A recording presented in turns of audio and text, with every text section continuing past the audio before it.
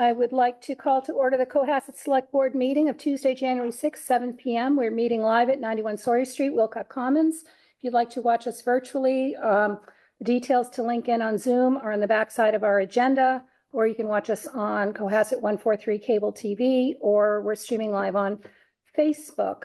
May I have a call to order, please? Paul Grady, present. David Fraud, present. Julie Rollins, present. Ellen Mar, present. I'd like to invite everyone to join us in the Pledge of Allegiance. I pledge allegiance to the flag of the United States of America and to the republic for which it stands, one nation, under God, indivisible, with liberty and justice for all. Thank you. Okay. Our first order of business is, would like a motion to move into executive session for exemption number 1 pursuant to General Law, Chapter 30A, Section 21A1, to discuss a complaint against a public body. The board will discuss, deliberate, and vote to respond to an open meeting law complaint filed by Stephanie Saunders on December 29th, 2025, relative to the board's December 2nd, 2025 meeting. Approval of executive session minutes will also occur tonight for that same meeting. The board will also discuss, deliberate, and vote to respond to an open meeting law complaint filed by Patrick Higgins on December 18th, 2025, relative to the board's December 16th, 2025 meeting. May I have a motion? So moved. May I have a second? Second. All in favor? Aye. We will return back to open session approximately 30 minutes. Thank you, everyone, for your patience. I think we're running basically on schedule. Next up, any public comment? Ms. Vestick? No? Anyone online? No public comment? Okay. Professional services, town manager search firm interviews.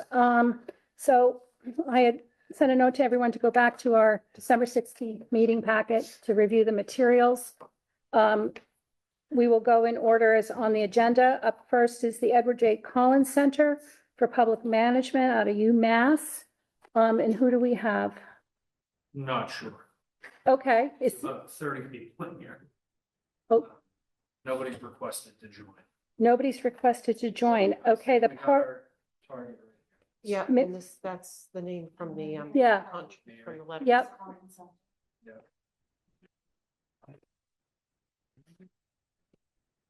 Or Phil.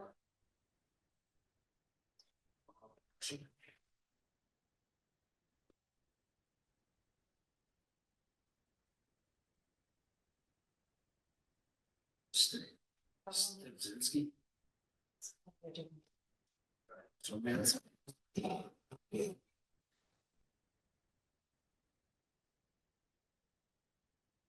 So is Mary there? She's declining to join. Why? Who's she? She's from the Collins Center. And Phil, how do you say his last name? Lemnios? He's not gonna be present, it's just Mary tonight for the Collins Center. Oh. For MRI. Hello, Hello? can you hear me? Yes, hi, Mary. I'm Ellen. Hi. I'm the chair of the select board. I'm trying to figure out my video. Okay. Hold on. Thank you so much. Let me see.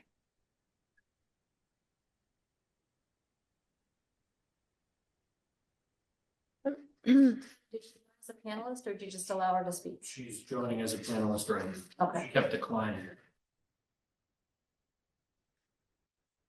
I did There it. you are. Perfect. I am so Perfect. sorry. That's okay. Well, thank you. Thank you for joining us. We received your project proposal last month, and so we have all the materials. So if you want to give us like a 2-minute, not necessarily an overview, well, unless you guys want an overview of the Collins Center, I think it was pretty self-explanatory, but an overview of, you know, a town manager search, and then we'll all have questions for you. All right, that sounds great. Time is money, and I know how busy you are. So I will just do a quick introduction of myself and the center and really just hit on the tasks that we follow, and I'll answer your questions. So thank you so much for inviting us in. It's been a while since we were there. I worked tangentially on the project when Mr. Senior was hired years ago. My colleague, who has since left us, ran that search. My name is Mary Flanders Icardi. I've been with the center 16 years. I lead the HR practice, which involves everything from recruitment, succession planning, classification, compensation. You name it, HR, we do it. The center has other project areas such as finance, charter work, things like that. I'll let those colleagues of mine speak to you at the MMA conference. I'm not going to fill your time with that. My background is 16 years with the center. Prior to that, I was home with my kids. The job I was able to quit 20 years ago was the HR director in the town of Watertown. I was there for 9 years. Prior to that, I was in the town of Barnstable as the assistant. Prior to that, I was in Wellesley. Prior to that, I was with the Mass DPW. It hasn't been that since Governor Weld was elected. So I'm one of the more seasoned, I call it seasoned or vintage people at the center. I'm a UMass Amherst grad, undergraduate and graduate. I live in Shrewsbury and I know your area well. My husband is from Weymouth. The South Shore has no other competition in his eyes, certainly. So, and we were just there for a wedding a few months ago. So that's me in a nutshell. And, we've done well over 100 of these searches, but no search is exactly the same and no board is exactly the same. So we want to, our first step is to really speak with each one of you. We like to do that individually to get your insight, what you're looking for. One of the most important things you will do as a board is appoint the next person for this job. It is critical in moving the town forward to its next chapter. And, we really want to get to know where the town is right now, where you all right now. And what we first do is develop a profile. We gave you a sample. And the key is getting the profile done.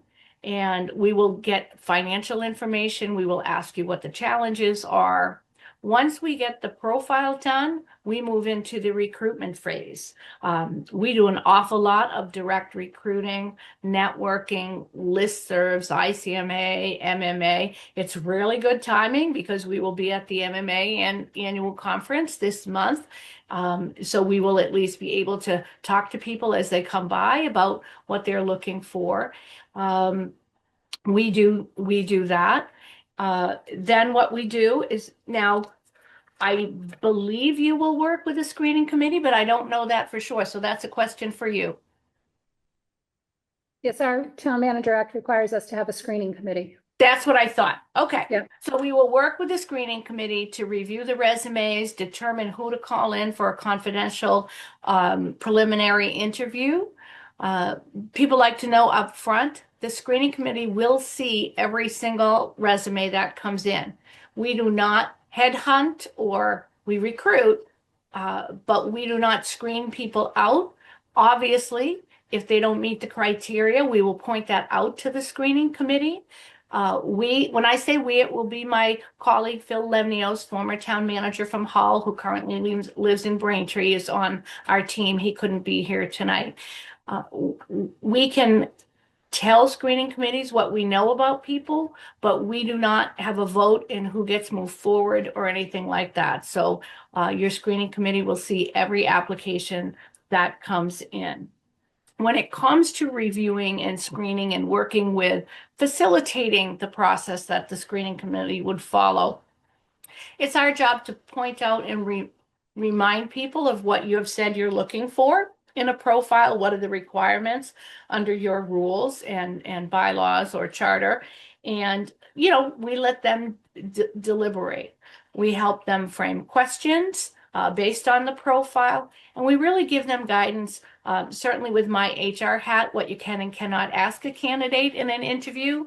We recommend a standard set of questions, certainly at the preliminary level, and we will work with the screening committee to determine who to move forward. One thing I like to point out is we do not use a numerical matrix or scoring system. Scoring can really skew the results on a screening committee. We use a consensus method. We call it the yes, maybe, no method. If you have your screening committee, if they all vote yes for somebody to be interviewed, we don't even need to talk about that candidate. If they all vote no, we don't need to talk about that candidate. It's the maybes that we'll talk about, and we'll use a consensus method to help them come to who they want to interview. We tend to say we'd rather see them interview more than less, because paper and in person can be different. So we'd hate to have them let a maybe go when in fact we could edge them into a yes. That doesn't mean we want them interviewing 20 people, but we will do that. We will help them formulate questions. We will do the interviews. We do all the scheduling. We will do all the scheduling of the interviewing, and we will facilitate and be host to those interviews. We're there for the committee to greet the candidates, to bring them in. We do not participate in the interviews. Once in a while, we've been asked to be the people asking the questions so that the screening committee can observe. That's only in an extreme case. We prefer just to be in the background watching, being the timekeeper and making sure the process is going smoothly. Once the interviews are done, we will use the same consensus method to see who they want to move forward to the next phase. We call it the next phase because they're not automatically finalists. We want to do their reference checks first before they become a finalist. So now, depending on timing, but I think the timing looks good for this search, so I don't see that being an issue. There have been times where select boards have said, do the references after we've scheduled the public interviews. And that can work as well. The names become public, and sometimes while you're doing the references, that can hold you up a little bit, but it really is the will of the board, what process you want to do that in. And then what we do after we've got those references done, we will work with you to help guide you on your process and what you want to do. We do not participate in your process. We want to tee it up for you, but it's really your search at that point. We would not want to intervene. Obviously, we can give you guidance. And then certainly, as we say in the scope, the negotiations is up to you all. That was very quick. It's what's in the paper. So I'm really just happy to answer any questions. Okay, great. Julie? I don't have any questions. Okay, David? Thank you. A couple questions that I had was in your most recent search that you performed in the town a couple clicks away in Marshfield, it's my understanding that there were some restrictions put on the process, such as the search committee members weren't allowed to Google the candidates and do some background information, and that the search committee people individually could only ask each candidate only one question. So I just want to see if there were restrictions put on by the Collins Center regarding the search, and if so, what are those restrictions and why are they there?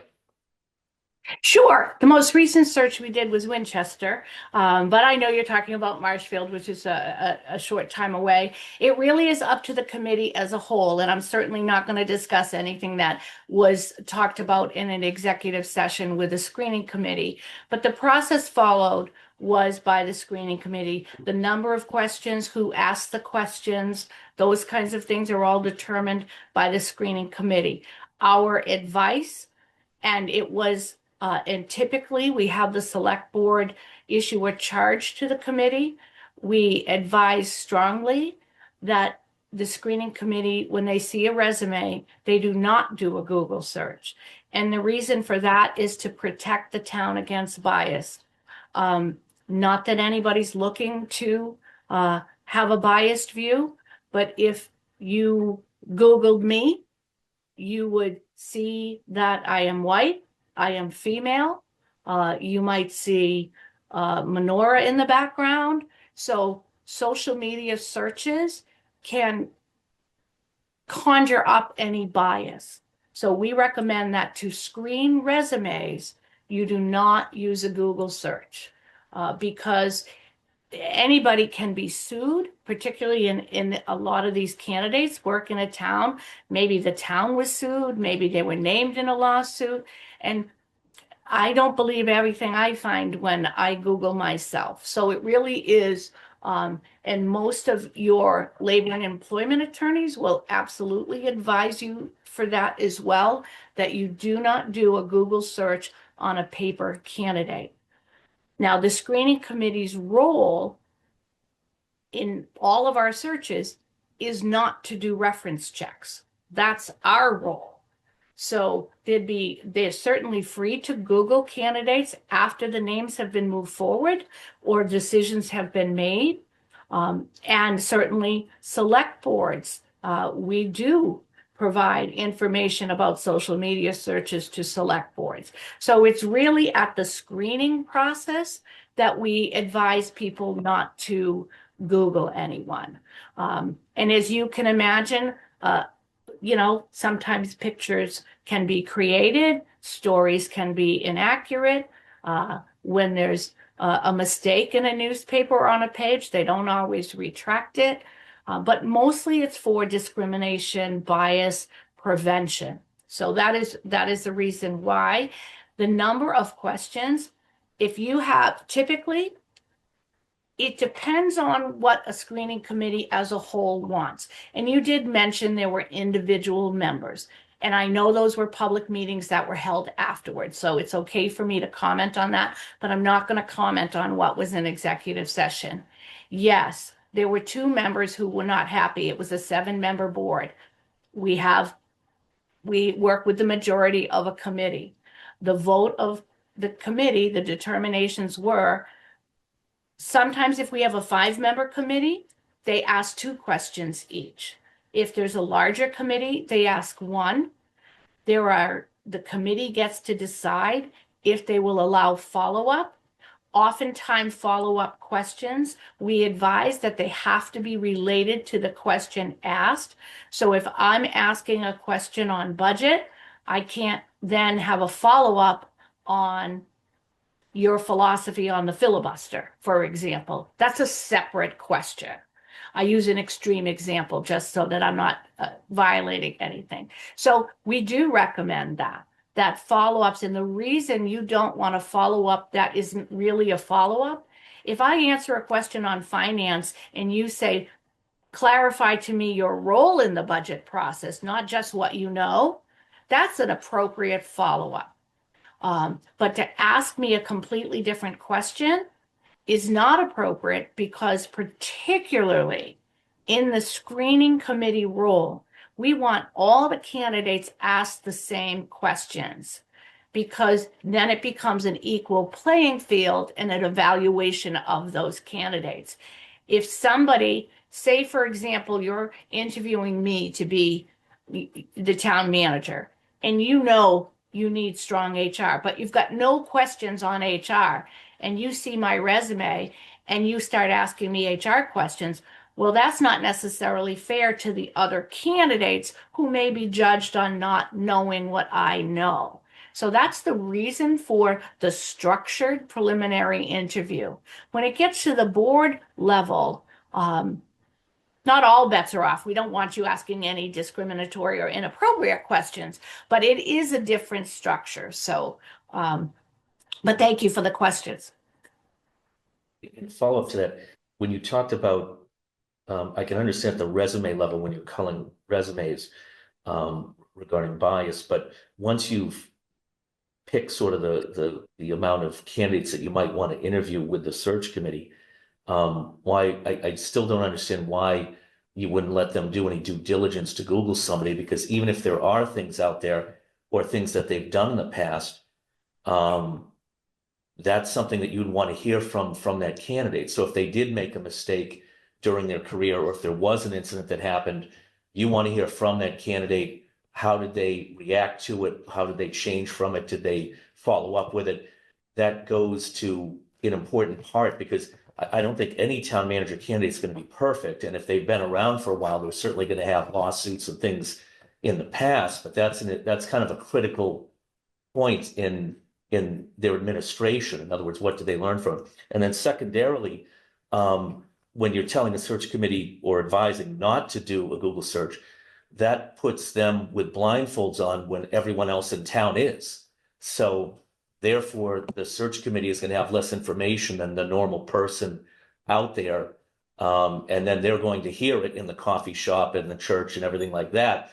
And so therefore, if you're asking people on a search committee to take the time out to do it, I don't understand why there would be a restriction on them doing the due diligence, especially after the resume level, because in a municipality, even though we're a small town, we have a $60 million budget. If you take the amount that we loan out, with debt, we're probably looking at 125 million. Marshfield is probably 250 million.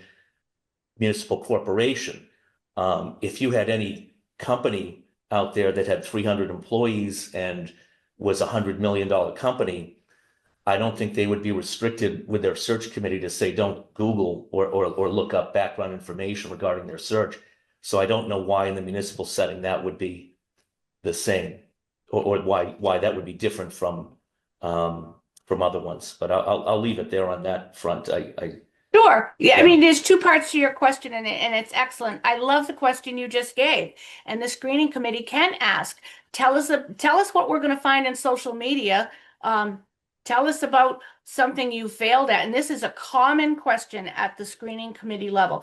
Remember, it's a screening committee to give people to you, not to take your judgment, what you should be deciding. The screening committee level is to see who meets the qualifications, who do you think the board should meet. Now, you mentioned the process. The names of the people in the screening committee, the resumes, never become public unless they pass the screening committee. So there's nobody talking in the public. If they're holding their confidentiality of executive session true, nobody knows those names. So that's very important to know. And if in fact, and I don't want to beat a dead horse, but if you get, I'm one of 7 kids, I'll use their names. Mary, Patty, Jimmy, Kenny are the 4 resumes we're considering interviewing. And one person on a screening committee does the Google on 2 people, but not all 4. It becomes an unweighted lens of a screening committee member. So it really is not the job of a screening committee to do the references. And if somebody, and I don't want to, I'm just going to use a really bad example, or, say somebody doesn't like Black people. Are they going to, when they Google that person, is that going to impact how they view that candidate in front of them? It may as an individual, but we can, and we typically know every candidate that gets interviewed. We can help the screening committee come up with that great question you just asked. What did you learn? And we ask the candidates that. That's a very common question.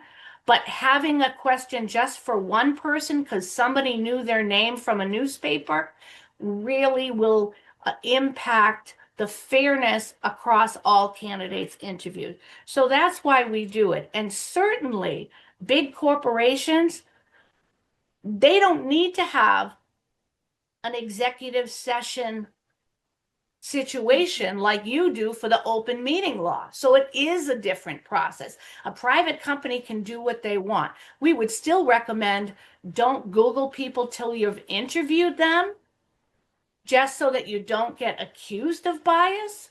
But so that's the answer to your 2 questions. Great, thank you. Okay. You're welcome. Any questions? No, I have no questions. Okay, I do.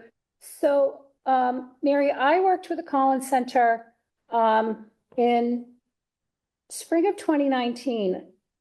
Was it then or was it earlier? With Ed Gottgart and Ray Shurtleff for Oh, the yes! superintendent search in Cohasset. And, they couldn't have made the process easier. And, one of the things that they focused on was the leadership profile. It's just called a profile in your packet. And it was instrumental in determining the stakeholders' vision of what a public school superintendent should be in terms of style, in terms of character, in terms of, process, in terms of skills, in terms of abilities. And it really helped inform the school committee in the process. And so I would like to ensure that the profile, because in the Marshfield situation, what I read was that one of the final candidates did not, his approach to the town of Marshfield was not in keeping with the spirit and the tenor and the tone and the lifestyle of Marshfield. And that just raised a flag for me saying, well, how could this person have advanced if the leadership profile were as the select board thought it should have been? So that's a very important thing to me, is this leadership profile and what the stakeholders in the town of Cohasset are looking for going forward, and making sure that candidates who are presented on paper in the first round of the screening committee, and I know you don't edit people out, but that the screening committee is fully knowledgeable about the leadership profile. The other, so David mentioned that also. The other question I have is, we had what we thought back then on the school committee to be a legitimate internal candidate. And Ray and Edward structured the process so that the internal candidate could be vetted prior to an open search to see if the internal candidate met the marks of the leadership profile, met the marks of the screening committee, and the community, and forums were held. And they structured it so that we would still have a permanent superintendent in place by the end of the school year, and we wouldn't miss a beat. How would you structure this process if we were to have an internal candidate? However you want it to be. I think that we've done that a few times. We did that once on Martha's Vineyard, where they really posted for internal candidates first, because they thought they would have one or two really viable candidates. And sometimes people apply, sometimes they don't. So that can work. What we would want to do is the biggest thing, and I will go back, I'm going to answer this and then go back to the profile issue, which is an important one. We will structure it in any way you want, so long as we let people know. If you know of a potentially internal candidate, I would say advertise that first, then go out to the public, because you may chill the pool. If people see, oh, I know there is an assistant or a DPW director or a police chief, I don't want to guess, any real titles, that want that job, I'm not going to apply. So sometimes if there's a known internal candidate, this often happens if there's a strong assistant or an interim or an acting. So people will not apply, and that could chill your pool. But everybody's a grown-up and they can apply. So we could talk about that and strategize on how you want to do that. We can do it either way. We would want to be honest in the profile. A period of any potential internal candidates will be vetted first, so that we don't waste anybody's time, and that's being fair to everybody. So I do like that approach, because, we see it often where there is an assistant two or an assistant or a strong department head that might be interested in the job. We have seen that, and we do recommend trying that first. And then it doesn't mean you can't consider them with the larger group as well. So it really is up to you, and I would want to have us talk to you about what makes the most sense for that. On the issue of the profile, it's a risk with a screening committee. So what I would want to be clear is that you would have a charge to the committee and charge them to ensure anybody they interview or move forward, because sometimes you can't tell on a preliminary interview, aligns with your profile. The screening committee in Marshfield did not have a charge, so they were able to move anybody forward that they felt. We can't veto somebody. That's our role. Okay. So it's how you structure it, and I love the idea of saying, hey, this is our profile, and certainly Ray and Ed do a fabulous job.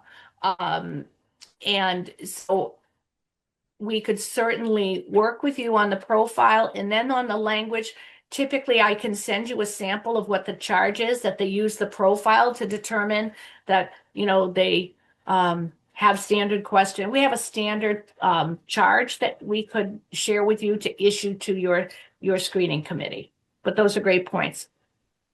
Okay, great, thank you. And then once it gets through that process, the process that Ed and Ray used was public forums, and they held for candidates. And they held them with students, they held them with staff, and they held them with the public. They held 3 public forums for the candidates to be interviewed.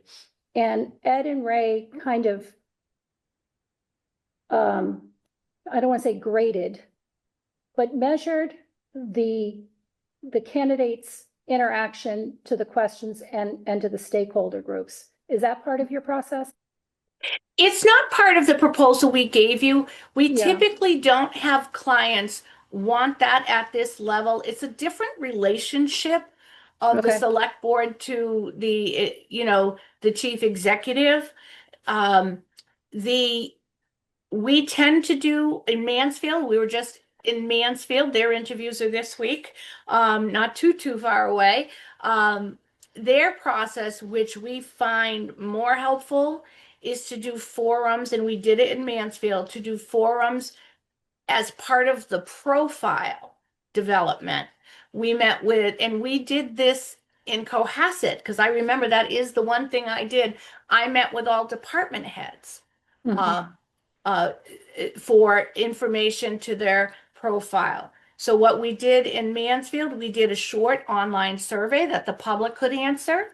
We did, and we got a number from there. We did 2 public sessions, and we did 2 staff sessions that union members could come to. But we did that before the profile was created. It's your primary job to hire this person, not delegate that authority. You want to delegate to the screening of people, but that final candidate should be yours. Now, I will tell you, in Winchester, they had a process where they had a public meet and greet with the candidates and a staff meet and greet. And what we created was a simple evaluation, not a scoring, use a summary of their thoughts. And we said, use adjectives on their budgeting, their HR.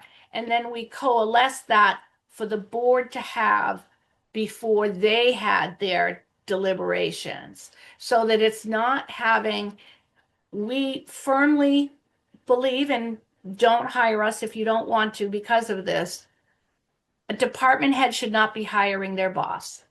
And they can give input, but they should not get a vote on who they like best. We did that once, and the department heads loved one candidate and the board went with the other, and it was a terrible start and relationship. So we would work with you on how to get that input, and there can be a meet and greet, but not, I've worked with Ray where they take the comments and you watch how they're doing. And that's really, that is very unique to schools. I will say it that way. Yeah, no, I hear your point and I agree.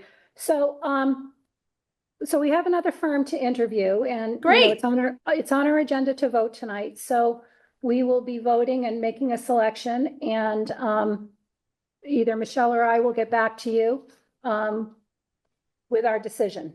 So I'd like to. All thank right, you for that's your- great. And MRI is terrific. You can't go wrong with either one. We hope it's us, but we want what's best for you. Good luck. Okay, great. Thank you so much. Take care. Okay, next up, municipal resources. Michelle, do we know who's coming on for this one? Yeah. No, she ready. Hold on. Have Buzz and Bob. Buzz. Hi. Bob's here, still waiting for Buzz.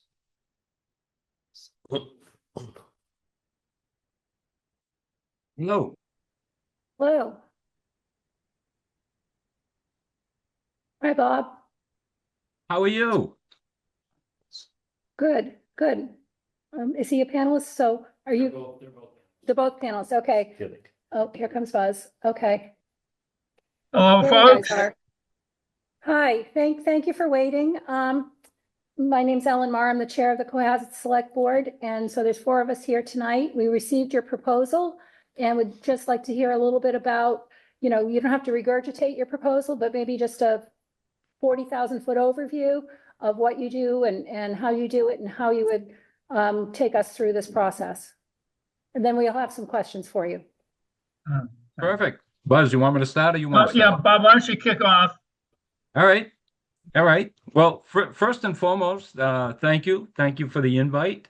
I know we've been corresponding with Michelle and you're going through an interesting time, an interesting process, but it's not a lot different than a heck of a lot of towns go through it. And the good news for you, frankly, from our perspective, is you've had some stability. You know, Chris was there for 12 years, 12 plus years. Not a lot of towns can claim that. And I can tell you from our perspective as people who do these searches, and Buzz and I were both in the field, so we understand the dynamics of the position. That's a good thing because first of all, you're a AAA community. You're a desirable place. If I'm a manager in the field right now looking to take that next step, I'm looking at a couple of things. One, the stability of the community, which is you, with your AAA, status in terms of your finances. And 2, the fact that your manager was there for 12 years. That's pretty important for somebody looking to take that next step. You've seen it all around you, the South Shore, the North Shore. There are towns who go through managers on a 2, 3, 4-year basis. And that's not a good selling point for the community. And that makes our job, if we're successful with you, that makes our job a little more difficult. In your case, as I mentioned, it's an easier sell simply because of all of those check marks that we have for the town of Cohasset. From our perspective, MRI's perspective, we apologize for our boss, Alan. Alan's up in Ware, New Hampshire, I think, doing finalist interviews for the town of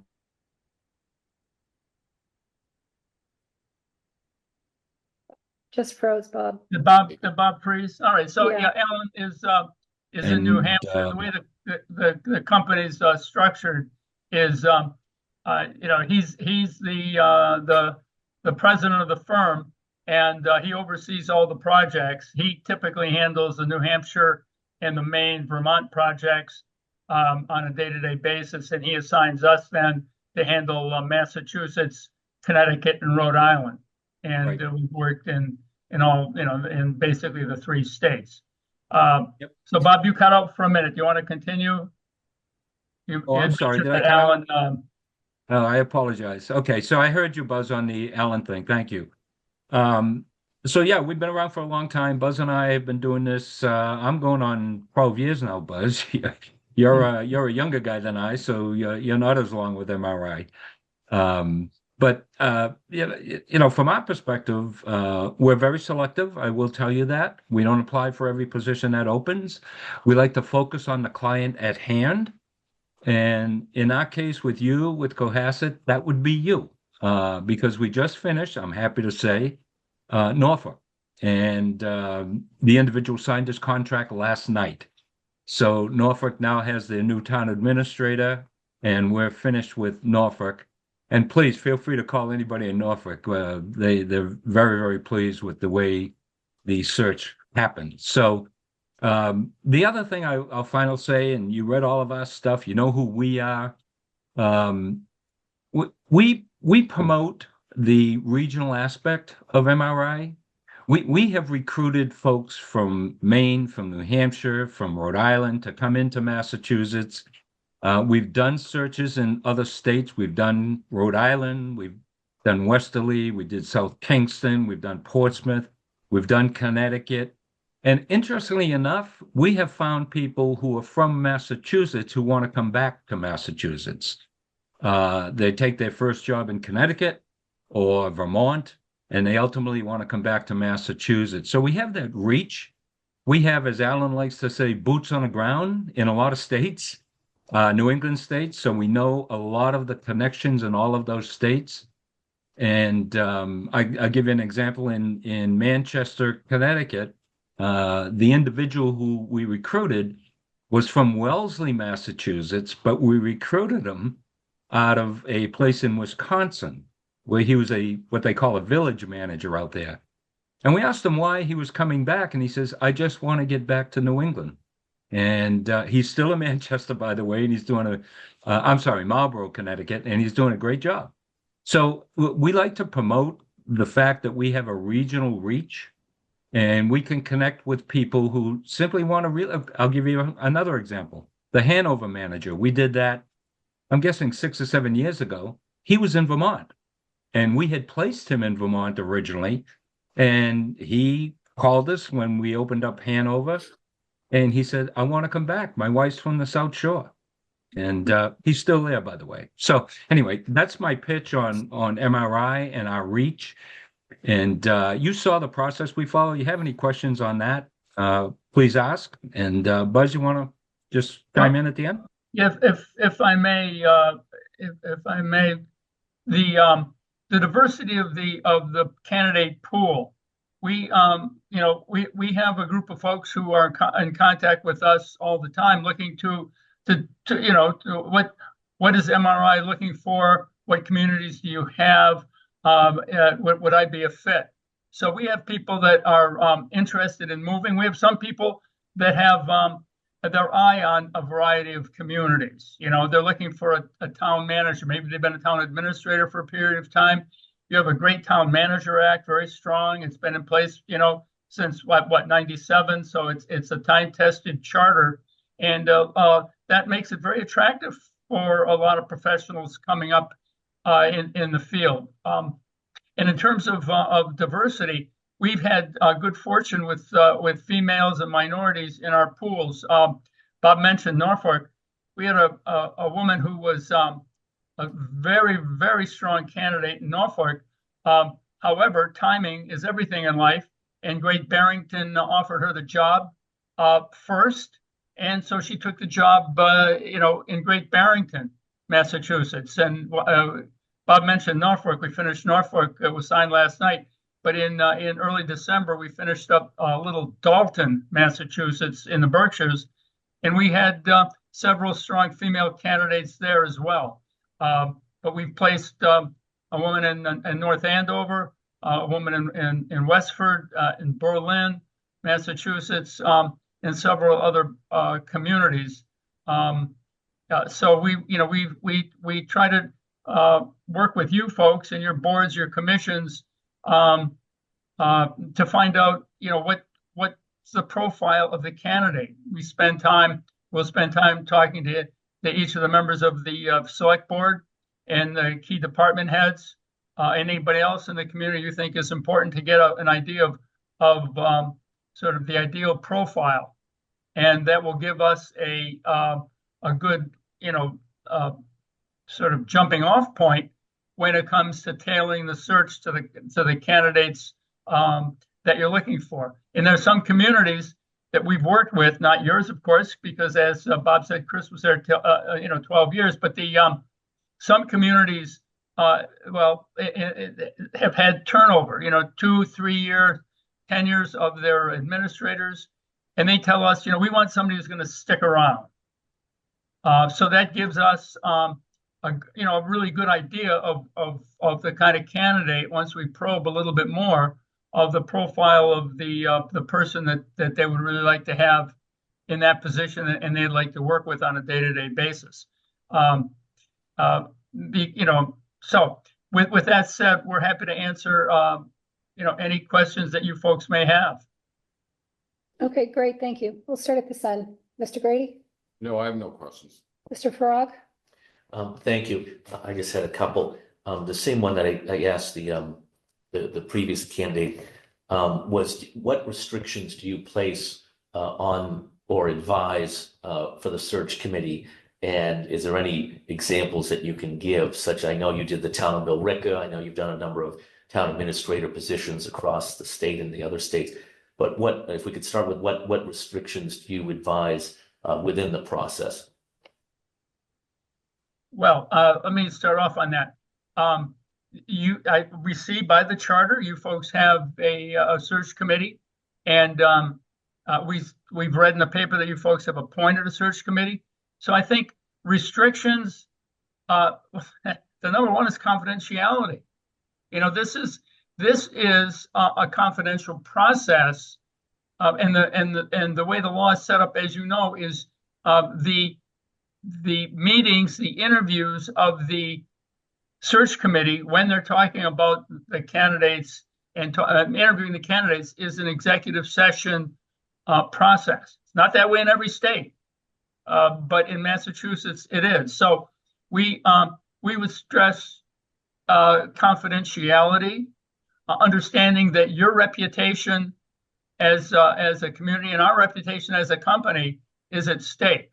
So we want to make sure that people understand the professional nature of the work we're undertaking here. These are people's lives, and people apply through the semi-finalist stage. Oftentimes their employers are not aware that they're looking. They will be aware when they become finalists, of course, because that gets public. But oftentimes we have people who say, this has to be confidential. We understand that. And that's something that's sort of one restriction that we place upon ourselves, and we would stress it with the search committee. But I'm not sure, Bob. Other kinds of the other while Bob's thinking, I'll say time. Time is of the essence. We're not working in the summertime, but we've had some search committees. In Dalton, Massachusetts, we did it through the summer, but people had vacations. They couldn't make it. They had this, they had that, and so that delayed the process in Dalton, Massachusetts. And it worked out good. It worked out fine in the end. But we started it in like July, August, and as I said, the person they finally came to a decision and whatnot in December. So time is very important to make sure that they can commit the necessary meeting times so that we meet your schedule. All right, Bob. Yeah, no, I think that's fine, and to further it, I know you by charter you have a committee. I don't know the actual number. I should know that, but I don't. But it ranges. Some communities in Norfolk, for instance, they had a screening committee of 5. In Our Billerica, charter it's no less than 7 and no more than 9. okay, And that's good. we have not appointed a committee yet. You Okay. didn't? No. No, we have Okay. not. Okay, the 7 to 9 is manageable. Billerica, I know you mentioned it. Billerica had 13 members via their charter. That becomes a little bit unwieldy simply because, as you know, you guys are in a public arena. Trying to get 13 people to coordinate an agenda and calendars, and that was a little tough. We managed it. It got through, and it was okay because we had a very good chair of our screening committee. But that time commitment, I think Buzz referenced it, for your screening committee is of utmost importance. You got to get a commitment from those people you want to appoint to be committed to the process. And because otherwise it just stretches the process out. Regarding the due diligence, the same question I'd asked the previous candidates was doing, once you get the candidates through the resume process, you have sort of a pool of candidates, search committee is going to, ask some questions. What about having the search committee be able to do the due diligence to do background via Google or otherwise regarding the candidates, and matching up to their resume record and then formulating questions regarding that. And if you've seen before when I asked the question, and the reason I say that is that due diligence portion I think is important because, like I said, that if there is something in the past, whether it was a lawsuit or an incident or whatever, you want to find out from the candidate what did they learn from it, or what happened, or how they dealt with it, and also so that the committee knows. So how do you deal with those issues of doing the due diligence and the background checks with the search committee, with Googling or getting on online? Yep. Buzz, I'll start. Yeah. So that's a very important question, and there's a couple of different ways we approach that. And we're careful about it. And I'll give you one instance that is problematic. When and if you appoint, let's say for our discussion tonight, you have a 7-member committee, and we present them with those candidates we think are qualified for the position. And we tell them why and all that stuff. And we tell them, here's what we don't want you to do. Because you're in a town. Town folks know other town folks. And we don't want people to be calling other people in other towns about their manager or their administrator. Because of what Buzz talked about earlier, the confidentiality of this process. Now, having said that, we know it's going to happen. And things in the public domain are in the public domain. As for instance, if a town administrator got himself or herself in some problem in XYZ community, that's going to be in the public domain. It's going to be on Google, and that's fine for you to research that and see that, but not ask about that. Ask us about that, because we will know that information as to what happened in that community. Don't call around to different communities about the person, because as Buzz said, most of these people, if they're in this stage of a search, they haven't told their appointing authority. So to your question, we do that type of background stuff. And when we present the qualified candidates to the screening committee, we go through each one of them in detail. And we tell them everything they may have seen on Google, how it happened, why it happened, what was behind it. Because as you know, things printed and in the press and on social media are not always the full story. And You don't people, say. well, I've watched some of your meetings. I know some of the stuff that's going on there, and believe me, I feel you for you. I was a select board member in my town, so I feel for you. So we want to carefully manage the type of information that's out there on people. We're not going to hesitate in telling the screening committee what that's all about. Again, observing the fact that this is all confidential discussions we're having with them. But we don't want people, if somebody knows the public works director in XYZ community and their manager is applying to your community, we don't want somebody from the screening committee calling over there to the public works director and say, hey, what do you know about this guy or gal? That just, it circumvents the process and causes problems.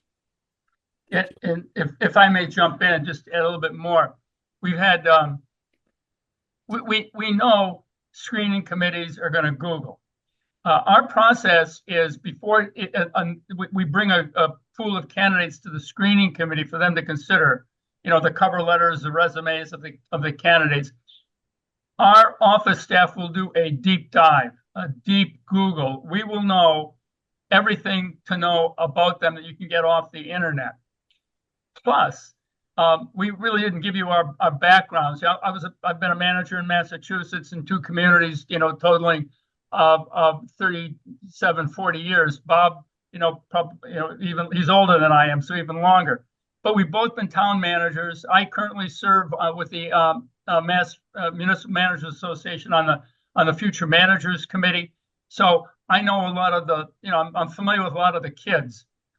Anybody under 50 is a kid, but I know a lot of the young people in the profession, and Bob's sat on a number of boards and committees in his area as well. So, in any sorority or fraternity, there's gossip. So we're kind of privy to sort of the background story on some candidates. So that's one advantage I think we have. We know some of these young people personally. We've watched their careers over a number of years, and then our office does a great job. After we review the resumes and the cover letters, we call them. Bob and I will be on the phone with each of the candidates we think are qualified, and we always ask this question. Is there something in your background that perhaps if we Googled, you'd want to tell us now before we Google it and find out? So, we're not embarrassed or you're not embarrassed. And most people say, there's nothing, you'll see, I was terminated from East Overshoe, but there's a reason why, I was terminated. The board that appointed me flipped. There was a new board. They wanted a different type of manager or administrator, so we parted ways. And we understand that happens. But there was one guy who said, no, nothing, I'm clean. Yeah, clean as a whistle. So the office tells me, hey, well, did you know? What did he tell you? I said, this guy is like clean, he's perfect. Now, not really. Did he tell you he was arrested in North Carolina, 2 months ago? And, for being a wise guy at a bar? And we said, no, he didn't say that. So, there's a few people that get on our list. And we do have a short list of folks that we really would be embarrassed to bring forward because their background. But we had another fella who, told us he had bankruptcies. And, you might say, oh, bankruptcy, a guy who's going to be like the financial overseer of the town of bankruptcy. But he said, he and his son started a business in the fall of 2019.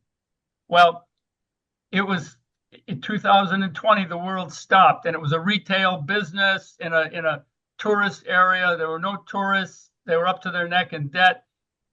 We explained that. We explained that to the appointing authority, and they understood, and it wasn't an impediment going forward. But on first blush, it set us on our heels, like, oh, what's up with this guy? But, so there are, yes, we do a cursory, background check. And then for your finalists, we do have included in the price a complete background investigation by one of our investigators that will go into his or her references. They also do the secondary references and the tertiary references, people that aren't even on the list that our people know that perhaps can provide a deeper dive. We also do a financial background. So you'll get all their credit information, the financial, and you folks have probably done those, credit checks on yourself. It's like 25 pages of documentation. So, you will know all about him or her and their financial issues and the reputation that they have and all prior to, signing a contract. So first step, we do a deep Google dive, and then with the finalist, it's a very complete background investigation, which is confidential, by the way, Right. for your eyes only. Right. No questions for me. Okay, thanks. Julie? Yeah, I don't think this is working, so I'll try to speak loudly. Could you share a little bit about your advertising and marketing for the open position? How do you get the word out, other than boots on the ground and talking to folks at conferences? Well, as Buzz suggested, we have a pretty extensive network. We know a lot of people in the New England states. Buzz and I were very involved in Massachusetts. We know most of the Massachusetts players. And surprisingly enough, if you do enough of these searches, and we have done a lot of them, you'll see the same people that will be applying. Maybe, as our boss always says, Bob, if you have 3 finalist candidates before a select board, they can only pick one. So there were 2 other good candidates out there that did not get that job. So we see some of these folks repeating themselves. So we already know them. The marketing itself, clearly the regional associations, Mass Municipal, New Hampshire, Connecticut, Rhode Island. We don't do New York, but we do the New England states. And we also do the ICMA, which is pretty standard, which is the International City Managers Association. That's universal. That goes worldwide. Interesting anecdotal story to that. It has such a far reach. We recruited somebody for Portsmouth, Rhode Island. I don't know if you know Portsmouth, Rhode Island, but it's on Aquidneck Island and it has a naval presence. The individual who responded to us was a captain in the Navy in Brussels and responsible for the Iraqi deployment and procurements and all that kind of stuff. And he applied to Portsmouth because of the naval presence there. The council, it's a city council down there, loved him. He's still there. And the way we got to him was through the ICMA because it's universal. It's not just the United States, it's all over the world. And those are the ones we advertise. We don't do the LinkedIn. We don't do any of that kind of stuff because you just can't control that. I'm on LinkedIn. You should see the job offers I get to run, a filling station somewhere. So we don't do that. We don't think municipal government is pretty selective and pretty unique. And we need to attack where our people are. And that's in the associations, the municipal associations, and a place like ICMA. Now, that doesn't necessarily mean, to your question about our marketing, we are not tied into, when I say we, Buzz and I and Alan, tied in a traditional MPA, town administrator for 17 years somewhere. We look for talent, and we find talent. And I'll give you the most recent example. Norfolk hired somebody who has never been a town administrator, but he was high up in the administration, state administration. He was high up in Northeastern in charge of administration. He showed leadership, which is an important quality we believe in, and something that I'm sure you folks are looking for in your next town manager, somebody who's a leader, people can follow, somebody who has confidence. So we're not restricting ourselves to simply, the cookie cutter town manager. It's hard for me to say because I was one of them, but there is talent out there, and we don't shut the door to talent. We don't make the final decision. As I said, the guy in Norfolk, he went through the screening committee. We recommended that they talk to him, and they were impressed with the individual and moved him forward to the select board, and the select board was impressed. So, to your question on advertising and how do we have the troops on the ground in a lot of different states, and word of mouth. Word of mouth is incredibly important. And we, like, I'm sure Mary from the Collins Center or Bernie with, his firm, we all have contacts. We know of people who are looking, and Buzz and I make those personal contacts if we know they're looking. I will say this, what we will not do, and we haven't yet, in my tenure there or Buzz's tenure, we won't recruit somebody who we had placed. In other words, if somebody we placed 7 years ago in XYZ community, we won't contact them. We know they're good. That's not fair to the client who originally hired us. The difference there is if that same person, 7 years in XYZ community, calls us, that's different. They have made a decision that it's time for them to move. Okay, thank you. If I may, the MMA Beacon,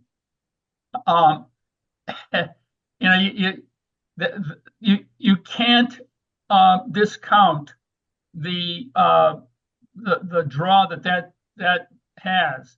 So if somebody is interested in working in Massachusetts or returning to Massachusetts, they're going to be scanning the MMA Beacon career pages, you know, every week.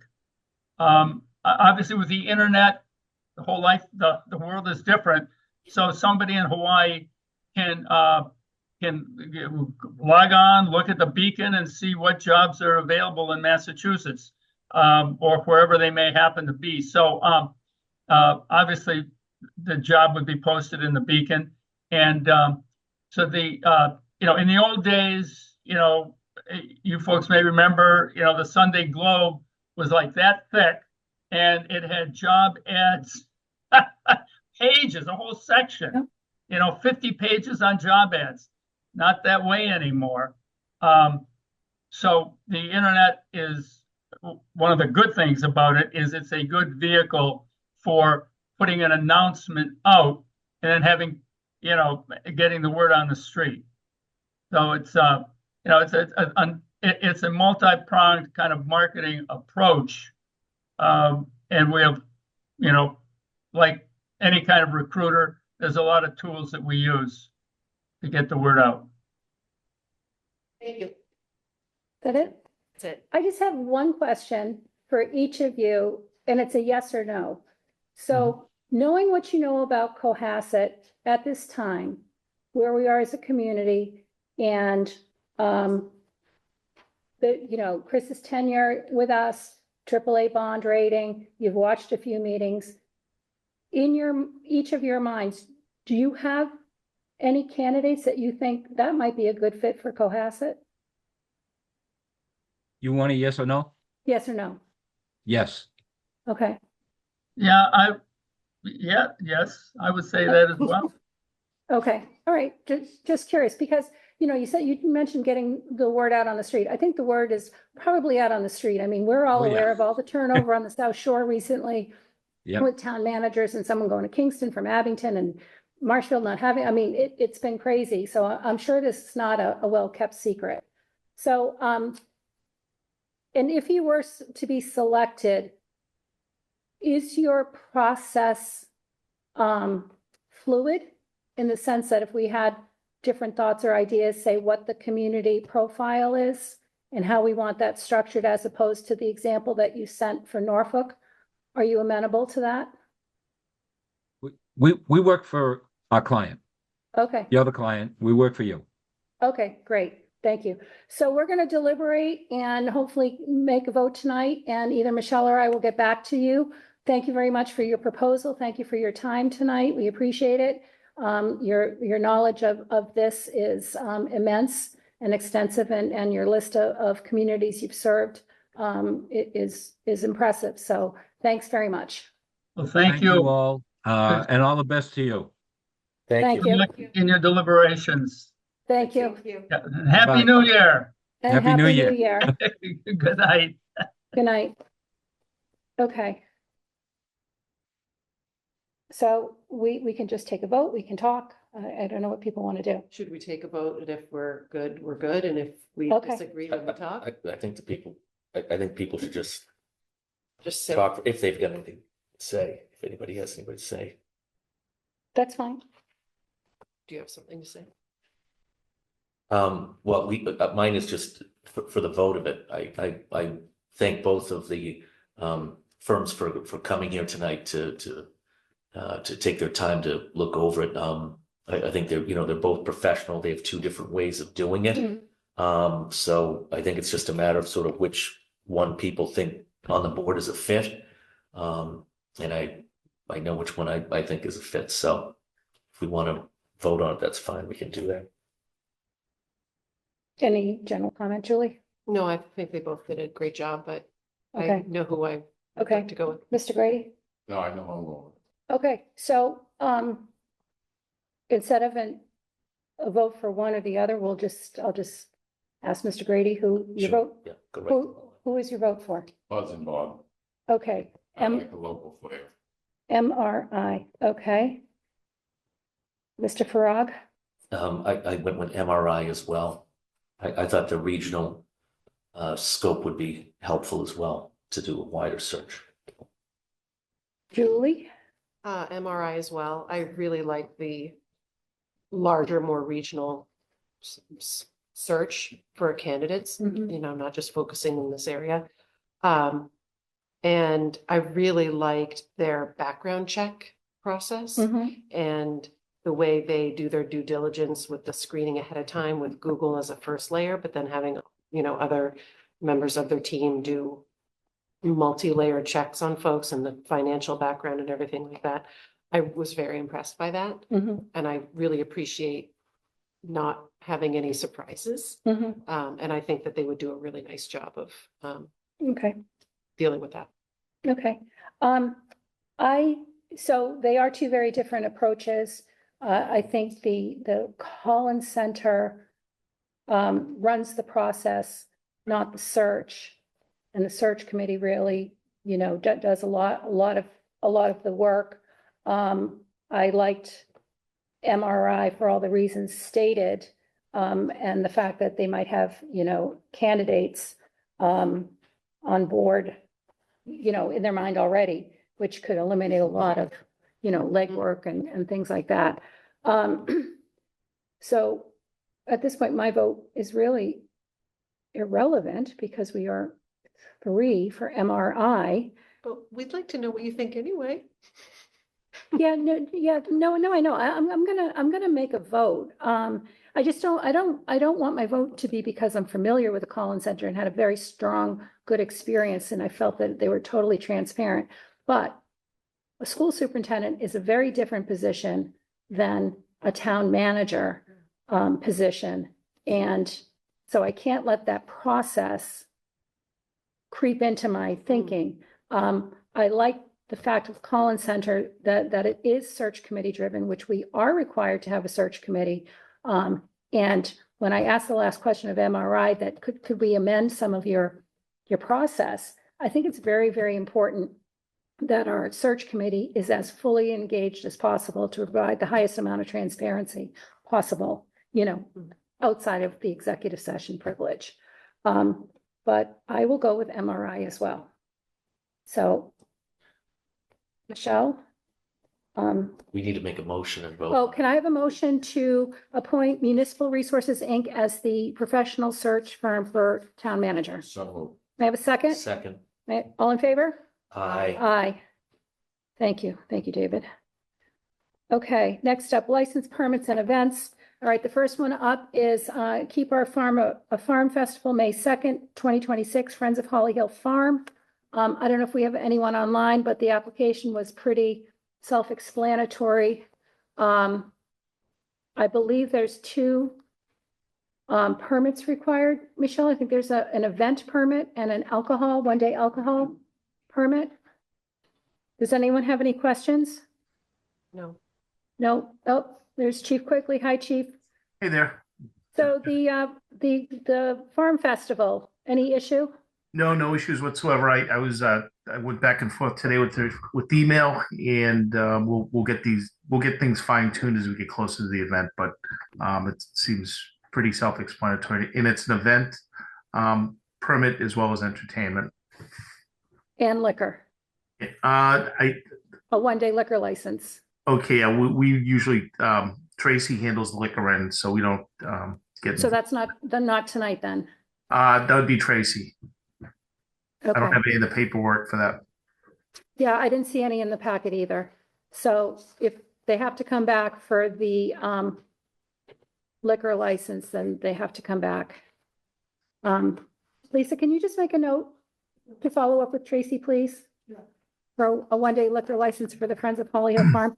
So can I have a motion to approve the Keep Our Farm, a Farm Festival, May 2nd, 2026 for an event permit? So moved. May I have a second? Second. All in favor? Aye. May I have a motion to approve an entertainment permit for Keep Our Farm, a Farm Festival on May 2nd, 2026? So moved. Second? Second. All in favor? Aye. Aye. Great, thank you. Okay, next up is the South Shore Arts Center. This is, so first up is an entertainment license for the South Shore Arts Center Art Festival, June 18th to June 21, 2026. Same as they had last year. Does anyone have any questions? No? Okay, can I have a motion to approve an entertainment license for the South Shore Arts Center? So moved. Second, Second. all in favor? Aye. Aye. Then we have Fall Festival Preview Party for the South Shore Arts Center. Oh, this is an alcohol, one-day alcohol license request. Special one-day liquor license request for the South Shore Arts Center for their their festival preview party on Thursday, June 18th. We're all set on that one? Yeah, it's really, really well run. Okay. Never a Any problem. questions from the board? No. No? Okay. Can I have a motion to approve a special one-day liquor license for the South Shore Arts Center? So moved. May I have a second? Second. All in favor? Aye. Aye. Okay. And that is in our packet 3 times. Sorry, I'm just scrolling through.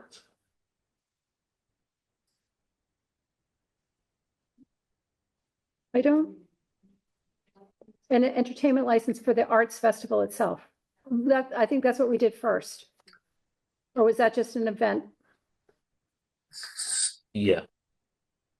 I thought it was an event and then Okay. we should do the entertainment. Okay, so can I have a motion to approve an entertainment license for the South Shore Art Center for June 18th to June 21, 2026? So moved. May I have a second? Second. All in favor? Aye. Aye.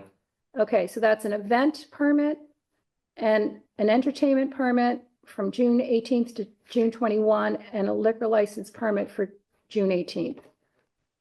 And they'll also need liquor for the fair itself. So the Friday, Saturday, and Sunday. They'll need one-day liquor licenses for each day. Okay.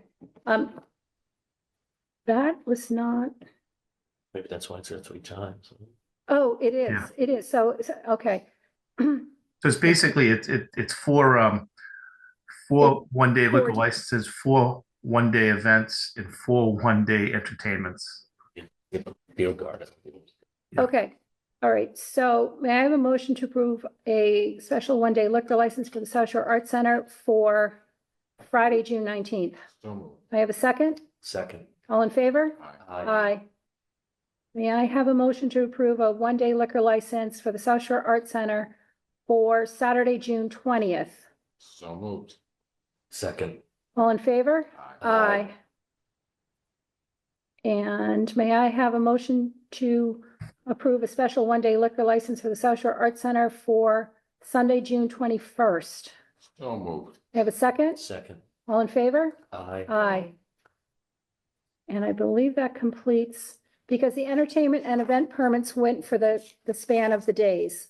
So each day doesn't have to be, Yeah, that doesn't should be have all to be set. voted separately. Okay, so we just did 4 liquor licenses, special one-day liquor licenses.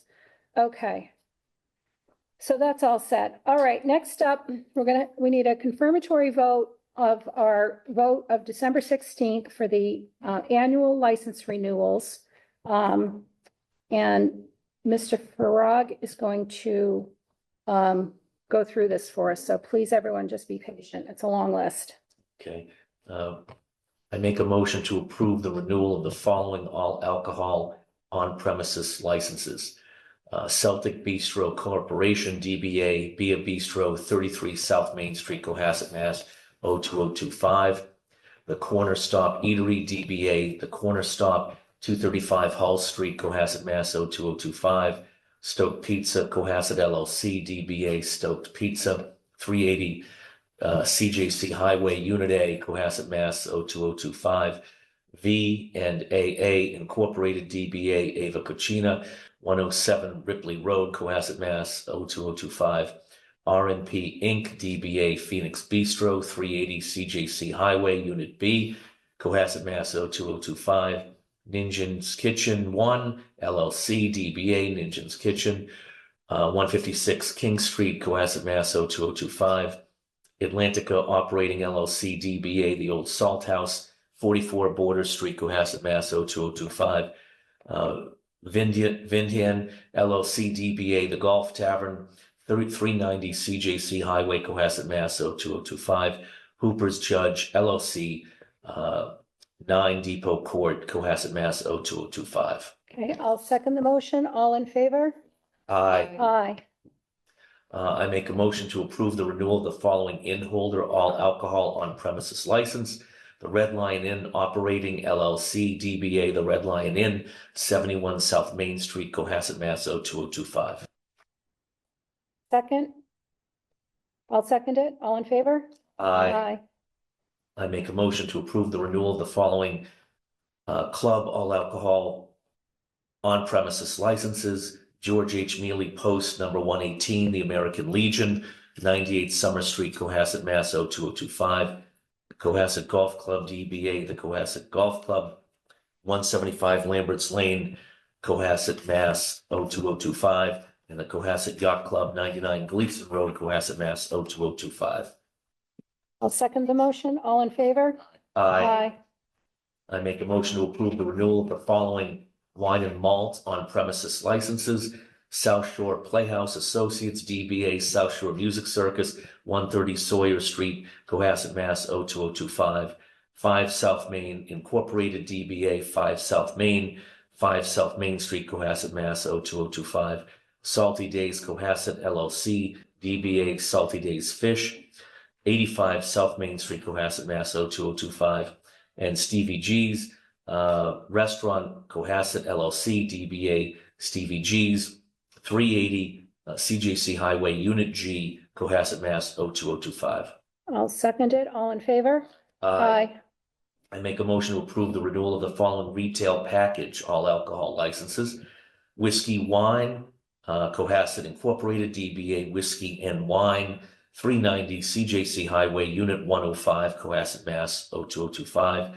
Yogi Raj Corp., DBA Curtis Liquors, 790 CJC Highway, Cohasset, Mass. 02025. Sanjin Enterprises LLC, DBA Cohasset Wine and Spirits, 739 CJC Highway, Cohasset, Mass. 02025. I second the motion. All in favor? Aye. Make a motion to approve the renewal of the following retail package wine and malt licenses. Mulaney's Fish Market, 754 CJC Highway, Cohasset, Mass. 02025. Barrel and Vine LLC, DBA Barrel and Vine, 132 CJC Highway, Cohasset, Mass. 02025. I'll second the motion. All in favor? Aye. I make a motion to approve the renewal of the following common victual licenses. Celtic Bistro Corporation, DBA Be a Bistro, 33 South Main, Cohasset, Mass. 02025. The Corner Stop Eatery, DBA The Corner Stop, 235 Hull Street, Cohasset, Mass. 02025. VNAA Incorporated, DBA Ava Cucina, 107 Ripley Road, Cohasset, Mass. 02025. Ninja's Kitchen 1 LLC, DBA Ninja's Kitchen, 156 King Street, Cohasset, Mass. 02025. Hooper's Judge LLC, 9 Depot Court, Cohasset, Mass. 02025. Salty Days Cohasset, 85 South Main Street, Cohasset, Mass. 02025.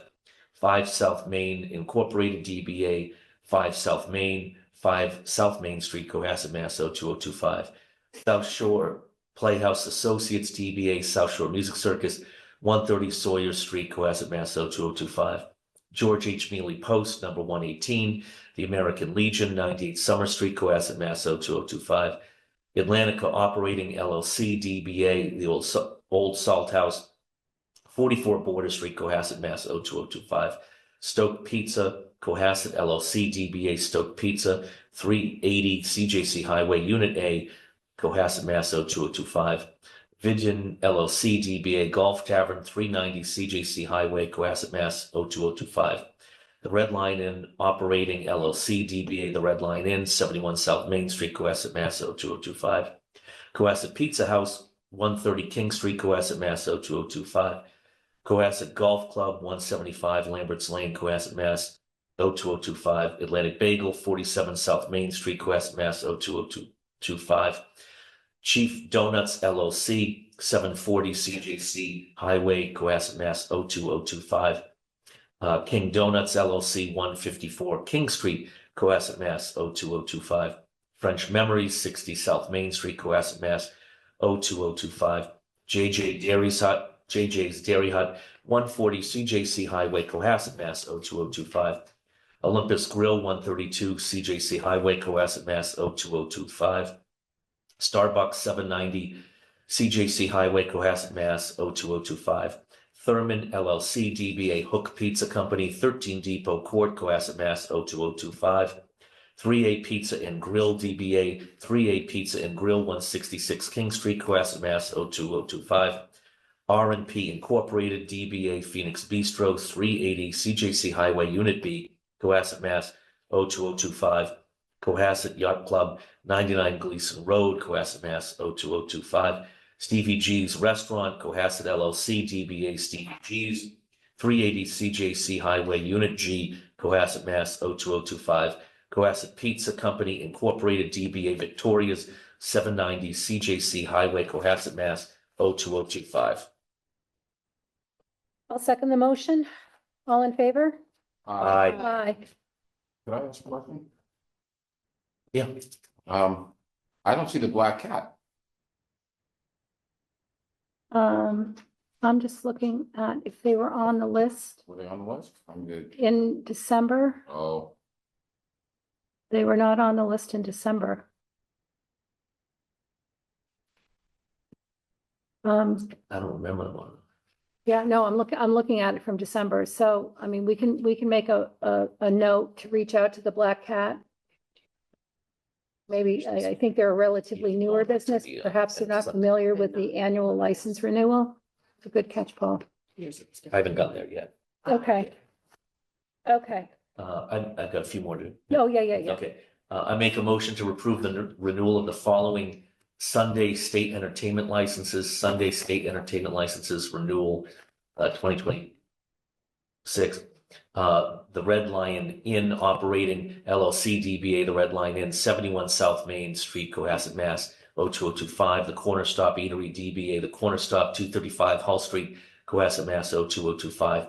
Just Add Water Inc. DBA, Captain's Hideaway, 8 Stagecoach Way, Cohasset, Mass. 02025. South Shore Playhouse Associates DBA, South Shore Music Circus, 130 Sawyer Street, Cohasset, Mass. 02025. George H. Mealy Post number 118, the American Legion, 98 Summer Street, Cohasset, Mass. 02025. Celtic Bistro Corp. DBA Be a Bistro, 33 South Main Street, Cohasset, Mass. 02025. Cohasset Golf Club, 175 Lambert's Lane, Cohasset, Mass. 02025. Hooper's Judge, 9 Depot Court, Cohasset, Mass. 02025. Ninja's Kitchen 1 LLC DBA Ninja's Kitchen, 156 King Street, Cohasset, Mass. 02025. Stevie G's Restaurant, Cohasset LLC DBA Stevie G's, 380 CJC Highway, Unit G, Cohasset, Mass. 02025. I will second that motion. All in favor? Aye. Aye. Sorry, before you start, do you have the local and state entertainment? That's coming up next. Oh, it's next. Okay, all The right. renewal of the local entertainment Okay. license. Yep. Thank you. I make a motion to approve the renewal of the following local entertainment licenses. The Red Line Inn Operating LLC DBA, the Red Line Inn, 71 South Main Street, Cohasset, Mass. 02025. Hooper's Judge LLC, 9 Depot Court, Cohasset, Mass. 02025. South Shore Playhouse Associates DBA, the South Shore Music Circus, 130 Sawyer Street, Cohasset, Mass. 02025. George H. Mealy Post number 118, the American Legion, 98 Summer Street, Cohasset, Mass. 02025. The Corner Stop Eatery DBA, the Corner Stop, 235 Hall Street, Cohasset, Mass. 02025. Celtic Bistro Corporation DBA, Be a Bistro, 33 South Main Street, Cohasset, Mass. 02025. Ninja's Kitchen 1 LLC DBA Ninja's Kitchen, 156 King Street, Cohasset, Mass. 02025. Cohasset Golf Club, 175 Lambert's Lane, Cohasset, Mass. 02025. Stevie G's Restaurant, Cohasset LLC DBA Stevie G's, 380 CJC Highway, Unit G, Cohasset, Mass. 02025. I'll second the motion. All in favor? Aye. I make a motion to approve the following video game and pinball machine licenses. Stoked Pizza, Cohasset LLC, DBA Stoked Pizza, 380 CJC Highway, Unit A, Cohasset, Mass. 02025. Cohasset Pizza House, 130 King Street, Cohasset, Mass. 02025. I'll second the motion. All in favor? Aye. Aye. I make a motion to approve the renewal of the following Class 1 and 2 car sales, new and used vehicles licenses. WN Motors Incorporated, DBA Coastal Nissan, 742 CJC Highway, Cohasset, Mass. 02025. Cohasset Imports, 508 CJC Highway, Cohasset, Mass. 02025. I'll second the motion. All in favor? Aye. I make a motion to approve the renewal of the following Class 2 car sales used vehicle licenses. CBK Auto, Jeffrey Pincus, 547 Beechwood Street, Cohasset, Mass. 02025. Aristocrat Auto and Truck Sales, Joseph Rosano, 105 Ripley Road, Cohasset, Mass. 02025. Rattenberry, DBA Rattenberry Auto Works, 574 CJC Highway, Cohasset, Mass. 02025. And Cohasset Auto Sales, Jafar Nuruddin, 827 CJC Highway, Cohasset, Mass. 02025. I'll second the motion. All in favor? Aye. That's all I have. What about the local, did we do local and state entertainment and Sunday entertainment? Yep. Yeah. Yep, we Okay, did both. great. Yep, okay. All right, so next up, in this same vein is the ABCC seasonal population form voted and signed. I spoke with Tracy today and it's not something, she spoke with a commissioner, she spoke with Brian Melville of the ABCC, and he said that we only have have to have the form because we have one seasonal license, and it does not need to be voted on or signed by the select board. So we will just move on from this item. Okay, FY27 preliminary budget and capital discussion.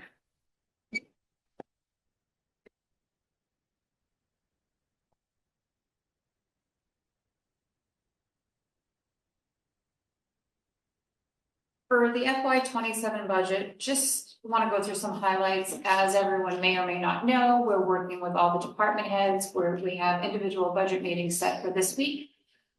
We've been working on our 5-year forecast, also working with the schools to make sure that we can manage a budget, a balanced budget for the town and the school side that's fair for everybody.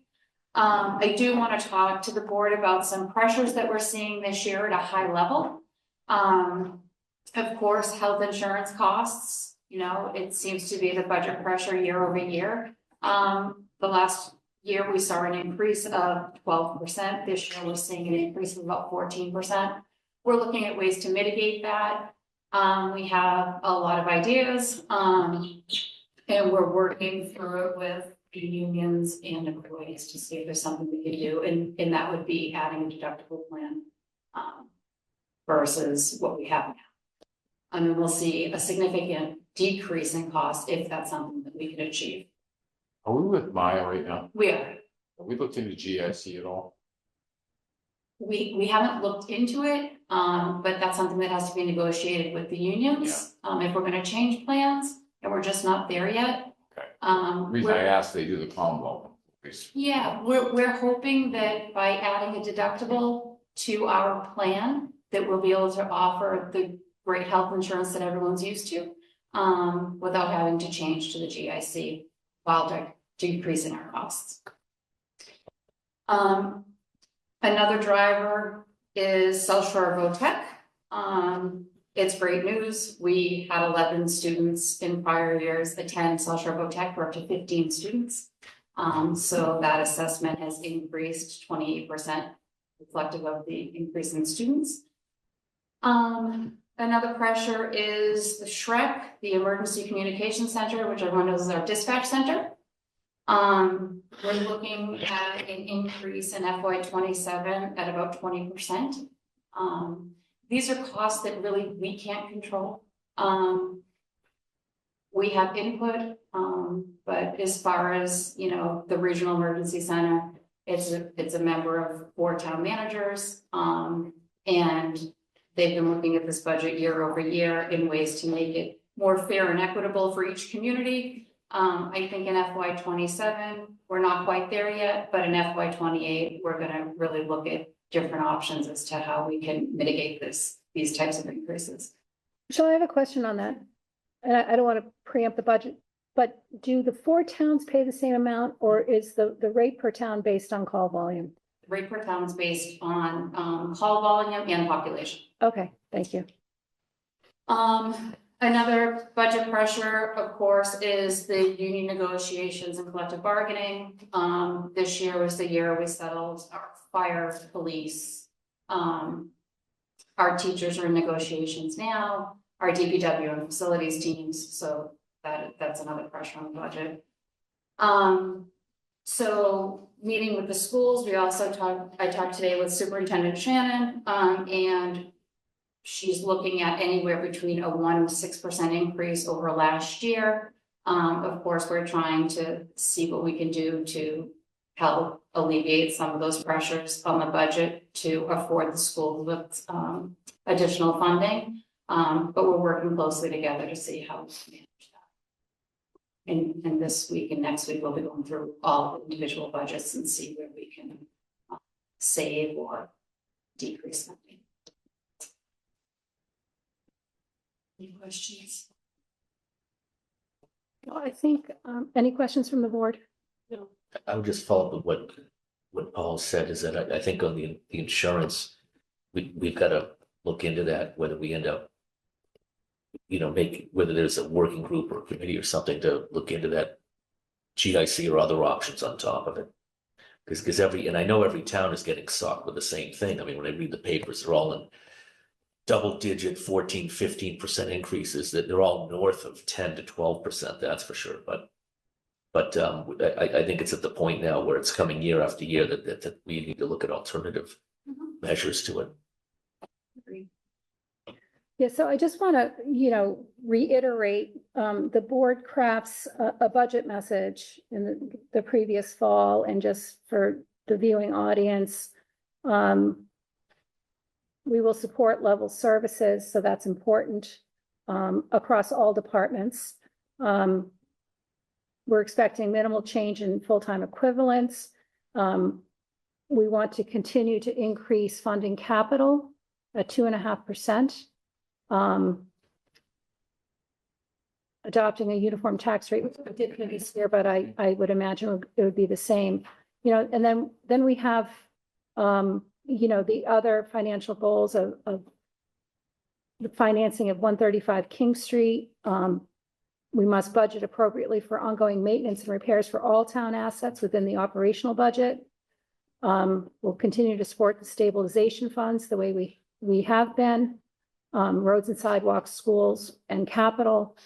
So I just want to make sure that as you and the department heads go through all of your due diligence, that any reductions in budget are not to move it somewhere else to help out, okay? I don't want services to be cut, hypothetically, say, in the police department to support facilities, okay? So, or any other major department. And it's a challenge. I know it's going to be a challenge, and we appreciate all the hard work that you and the department heads are going through. Okay. And then as far as capital, this year is a light year for capital. As you can see, police, fire, public works, schools, library, recreation are the only department asking for capital this year. Typically, you see a large number from facilities and IT. Due to the ongoing projects from both departments, they're not putting forth capital this year because of the ability to manage the projects moving forward. So next year we'll see some capital items for them. So when you say nothing this year, but next year, so what you gave us is FY 27. This is just a snapshot of FY 27. We do have a 10-year capital plan. Yeah. That we'll show you when we talk more holistically about capital. Capital hasn't reviewed these items yet. They're starting next week to review all the items put forth. So, you know, police just has their annual ask. Yeah. Their tasers, police cars, mobile radios.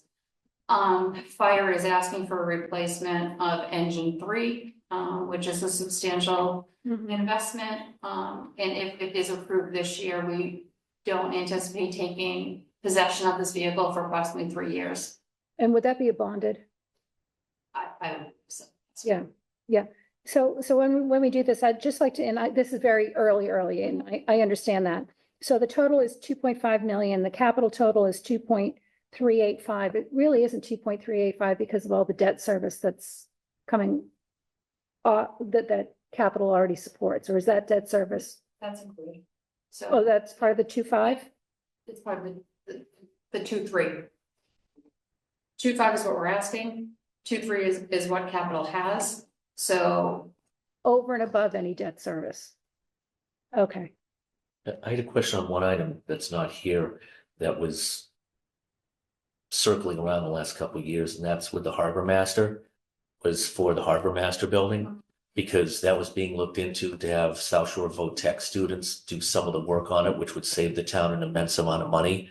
And it got bounced from last spring. It was supposed to be looked at in the fall, and then it got bounced from the fall, and now it's not on here. So should that be brought forward, or I think that, you know, or you tell me, so. Yep, so in speaking with the harbor master, she believes it's best to move it out. The South Shore VOTEC has not committed to a timeline for building, so it's a little premature. We do have other so-called donors of wanting to help and invest in this building. And I think this is something that we could talk about in the fall. Typically, annual town meeting is not the best time to approve a project like this because of voting season. So a special town meeting may be the best time to actually speak of a capital request for the harbor. But at this present time, the harbor master has decided to take it off. You know, I would say that when it comes to, and it's not a large scale per se, but when you bounce capital, the price of it only goes up and up. So unlike a capital piece of equipment, which can go up when you have a building which is relatively small, in other words, if it keeps getting bounced, then the cost of it just goes up and up. I like the fact that there's potential donors in on it, but I would just hope that the inertia could just keep at least looking into it and moving it forward, because the more it just gets bounced from year to year, it's just going to cost us in the end. And instead of being a potential, I don't even put out numbers, but I'll just say it'll go up exponentially, and it'll take more of the capital than we want. Thanks. Yeah, and on that vein, and again, it's for a later conversation, but I'd like to say it out loud in public is, you know, we really kind of need to look at what this request is, because when I looked at it last year, it was showers, it was, you know, transient boater facilities, and there's just a myriad of unintended consequences. It's the harbor master office is not a marina or a public place. And, you know, the number was 350,000. And I think we need to go back and say, what are the operational and programming requirements for the harbor master office? Would it be nice to offer transient boaters a place to take a shower? Most boats that come here to spend overnight have facilities on their boats. So I would really like to look at that and really understand true programming the way the public safety building has been addressed, as opposed to, well, wouldn't it be nice to have? So would you suggest a committee look at this, or the harbor committee look into this? Yeah. Oh, I like that idea. Yeah. really like that. It is a lot of money. And to David's point, it's only going to go up. And we really have to look at what are we asking for? So that's my request on that. Okay. Thank you for bringing that up. Okay. As you see, Public Works, they're asking to replace some equipment. Schools, the same. They're on a trajectory to replace the furniture at Deer Hill School. That's a request they've had year over year. They want to replace their projectors, also a request they've had year over year. Something that's come new is a district-wide security enhancement. The bus leases, I know Capital's going to really dig into that because they've gone from 8 buses to 10 buses. And they have that multi-use vehicle. I don't want to get into it tonight, but do we know what the security enhancement, what that means? Is it more cameras? Is it more, yeah, that's it? The library is asking for a book drop. And Recreation is asking to repaint the Sawyer Street basketball courts. And paint the parking lot, at Sawyer Street. That has been a request that's been ongoing. They've asked for repaving of the Sawyer Street parking lot. Now they're just asking for line painting, which is something that Brian Joyce is working on with them. $120,000. That's a lot, I'll do it. just for painting. Yeah, For paving? like for Well- paving, I would see that, but Well, painting, For painting parking spots. that seems real, that doesn't seem. So Brian's working with them on it. These numbers were given to us by Recreation, so Brian's Oh. putting them. Oh, okay, all right, So this is very preliminary. okay. Something to think about on this one is, and I don't know the full condition, but before we paint, if it doesn't need a full resurfacing, does it need a, Patching? well, yeah, patching and like skim coat over it before we paint it and spend 100,000 on it, or is that something that, you know what I mean? I would just ask that for Recreation. Yeah. Because the lines will be wavy. It'll be like me with one contact in, Yeah, because the surface is so bad. but if it can preserve the surface better with Right, right, a with a- seal, I should say, seal With a coat. skim coat, yeah. Yeah, that might be a lot cheaper Yeah. than, but it depends on the condition of it, Yeah. obviously, so. Okay, all right. Thank you, Michelle. So next up is the FY 2026 local election calendar. So I just think it's important that we all know all the dates and times and everything.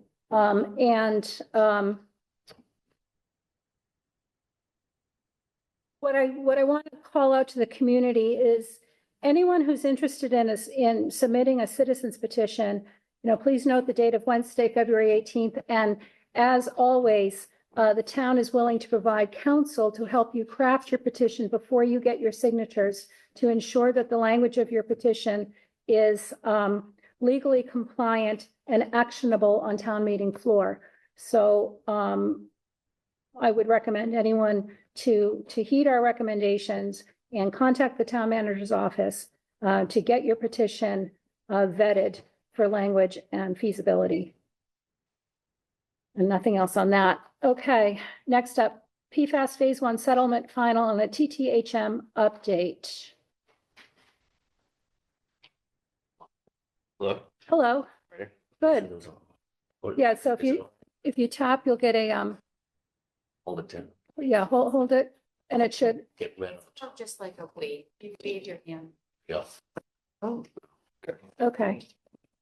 All right. Magic touch. Hello, gentlemen. So if you just introduce yourselves, because you're all new faces to me. I'm Chris Pratt, King Street class. I'm the chair of the Water Commission. Oh, thank you. Hi, thanks for having us. Dan Wojcik, I'm the area manager with Woodard and Curran. Okay, Hi, Jonathan Loza, project manager, superintendent, Woodard and Curran. okay. Doing it for our facility? Yes. Yes. Okay, thank you. Thank you all for coming. Yeah, so yeah, Dan and Jonathan are really the day-to-day for Woodard who help us operate the plant and the distribution system. And like, I'm the chair of the board. So there's 2 items on the agenda. One we'll just touch on briefly. It's the PFAS settlement, which was something that the previous town manager initiated probably years ago at this point. So that's finally come to a head successfully. Part of a large class action lawsuit, primarily against DuPont and 3M. So Cohasset and the water department benefited substantially to the tune of about $273,000 for use for PFAS mitigation. So that's gone into a capital account that we'll be putting to work in the near future. The capital account within the enterprise fund? Correct. Okay. Any questions on that? It's more of just an informational update. Is there a plan for the PFAS mitigation? And do you know how much that's going to cost? Much, much more than that. Okay. So it's a drop in the bucket, no pun intended, but it is a very small amount compared to what capital investment will be required to meet PFAS regulations in the future. Okay, thank you.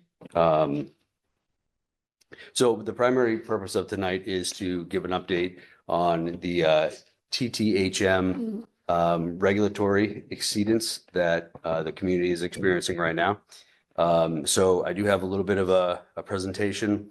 So we'll use that a little bit of a guide for the conversation. Feel free to jump in, ask questions. I know it's late in the meeting, so we'll try to be as succinct as possible. Dan and Jonathan can jump in with any, technical information or anything that I skip over or miss. Again, please jump in if there's any questions or anything you want to ask about. So first, we'll talk about the TTHM regulatory exceedance that we're currently experiencing. We'll talk about the health context and the regulatory framework, the actions we're currently taking and we will be taking, and then the timeline to address this exceedance and our long-term initiatives within the department. So first off, Q3 was our first TTHM exceedance, regulatory exceedance, third quarter of last year. Per Mass DEP regulation, we were required within 30 days to notify the community of that regulatory exceedance. And that was done by following their requirement of a written notification within 30 days of the exceedance. So we did that, not being an emergency. That's why we had the 30-day window to notify the community. So in September of last year, we mailed out that notification to the community. Fourth quarter, in December, we had our fourth quarter sampling, which also was an exceedance of the regulation.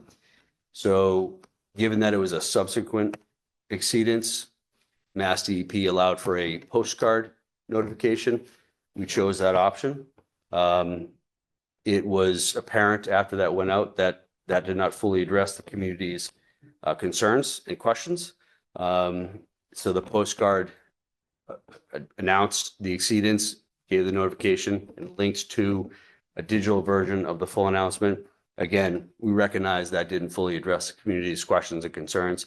The commission put out a statement shortly thereafter, which was posted on the website, the Cohasset Facebook page, and then shared on 143.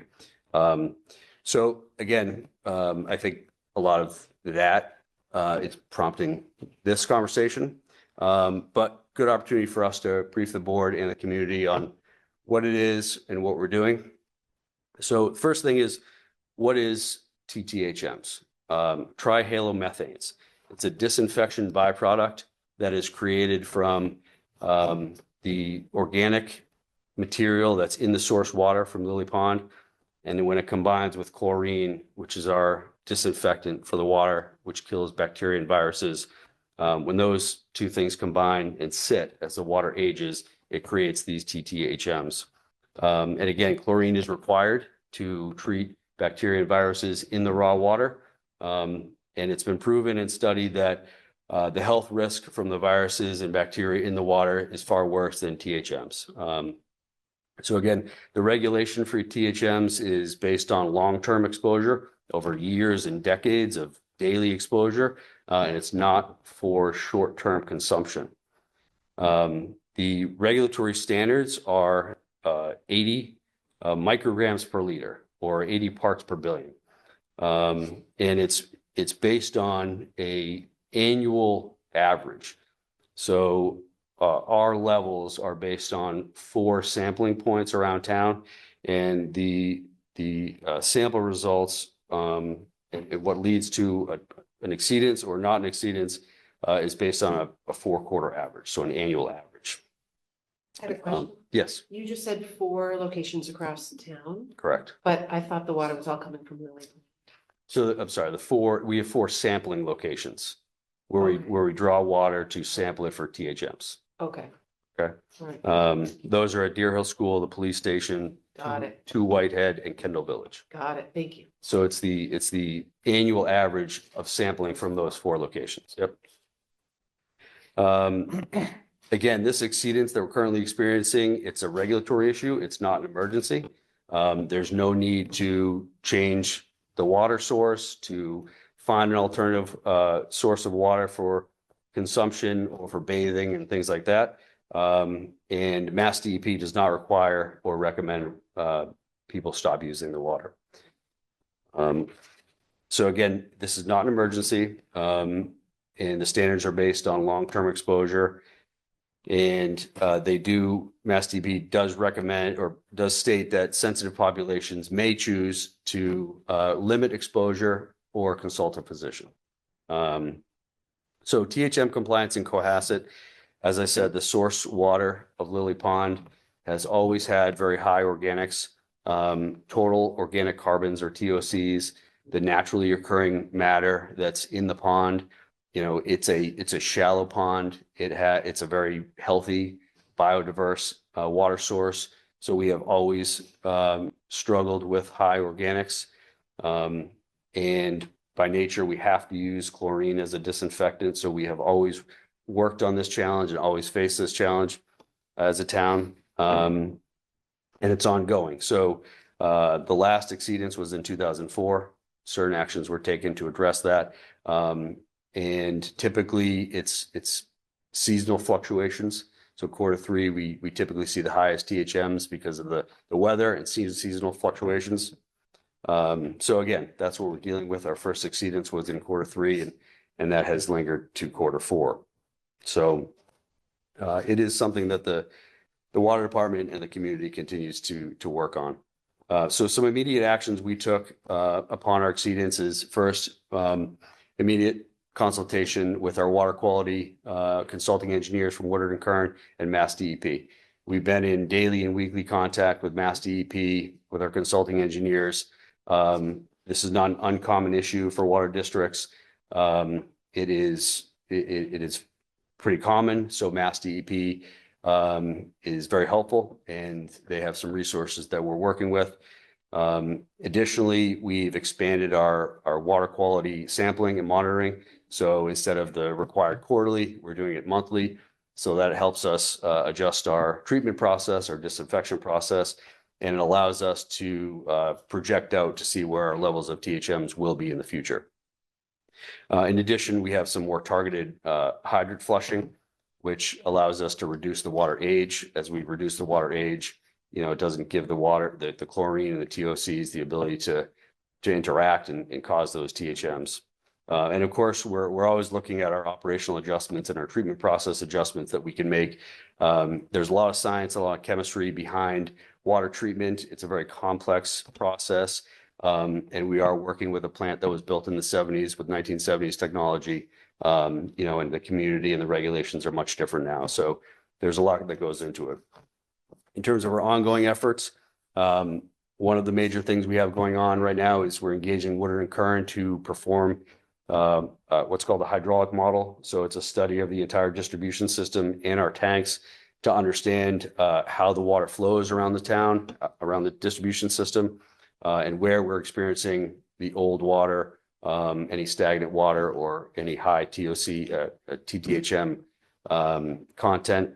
And that will help us inform, you know, how we work with the distribution system going forward. We have a very aggressive flushing program in town. So we will continue that and we'll ramp that up as needed. And one of the other things we're looking at right now is a sort of a capital feasibility analysis right now to bring our well field, Elms Meadow, back online. That was taken offline in 2021 due to PFAS levels. It will be likely a multi-million-dollar capital investment to construct a filtration system to get the well field back online. If we can do that, that will give us about 10% of our daily usage with water that doesn't come from Lily Pond. So it doesn't have that high TOC content. So that's something that's being evaluated amongst our other pressing capital investments in the future. So again, the current status of Cohasset Water is it remains safe for daily use and daily drinking. The long range, the annual average is expected to remain in exceedance based on our projections. So we don't want that to be a surprise and something that's, you know, behind the curtain. We do expect the levels to continue to be near or at exceedance, just based on the fact that it is based on annual average. So we do expect Q1 samples will come down, but given the fact that we've had higher quarters in the past, likely the annual average will remain high. So based on our sort of unofficial monthly sampling, the THM levels are going down as predicted and as hoped. So that's a good thing, and we'll continue that sampling as we go forward. Phase 1 of our treatment plant modernization initiative is underway.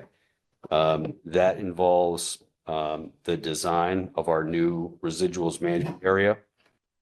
So in other words, our sludge lagoons. So the residual matter after the treatment process, commonly referred to as sludge, needs to be stored in lagoons.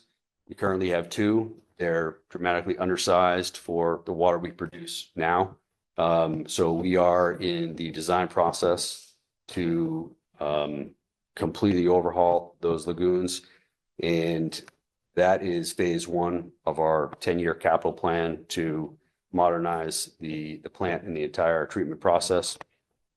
So that's a big thing we have going on. And again, the hydraulic model is the results of the hydraulic model are expected soon. And as always, we take water quality and community engagement and communication very seriously. So as we move forward, both with our capital investments and the plant modernization, but also with this THM exceedance, we plan to be in close contact with this board, but also the community by way of updates on our progress and the exceedance levels, THM levels. So we'll be doing that through the town Facebook page and our website and other mailings as we move forward. So before we kind of give you the brief overview of the modernization initiative, I'll just kind of pause there. Jonathan, Dan, if I missed anything, and if the board has any questions on specifically the THM issue that we're working with. Guys have any questions? No. I just have one question. You mentioned that you expect that the TTHM levels will continue to be at or near exceedance first quarter, second quarter. Is there a certain point in time with when you have consecutive quarters of that measurement where Mass DEP might say, okay, now this is a problem? Or is it more relative to the actual levels themselves as opposed to the continuation of, you know, kind of at that threshold? I don't know the answer to that, do you? So I think if I'm understanding the question, it will be it'll be an issue with Mass DEP, even though it's just the based on the running annual average, and we'll follow the same steps and guidelines with a public notice. And then there are other clerical responses that are due to Mass DEP, as if it was an exceedance during that quarter, if that answers your question. So, but as far as it changing the severity, we've been in contact with Mass DEP, you know, as recently as this week, and they will continue. They could very likely continue to issue the same violation notice quarter after quarter, and realize that we're working through a plan, submitted steps, like Chris had mentioned, and they're not overnight solutions. If that answers your question. So as part of our initial exceedance, our response requirement to Mass DEP is by this coming March, we have to present to them our plan to get us back in under exceedance, so, or in compliance. So that's something we're working on in terms of the presentation. The ball had already started rolling on that process. You know, there are small tweaks we can do to the treatment process, but ultimately, based on our raw water source and the demand for daily production, ultimately the solution here is to modernize our treatment plant. And that will come in the form of a new plant within the next decade.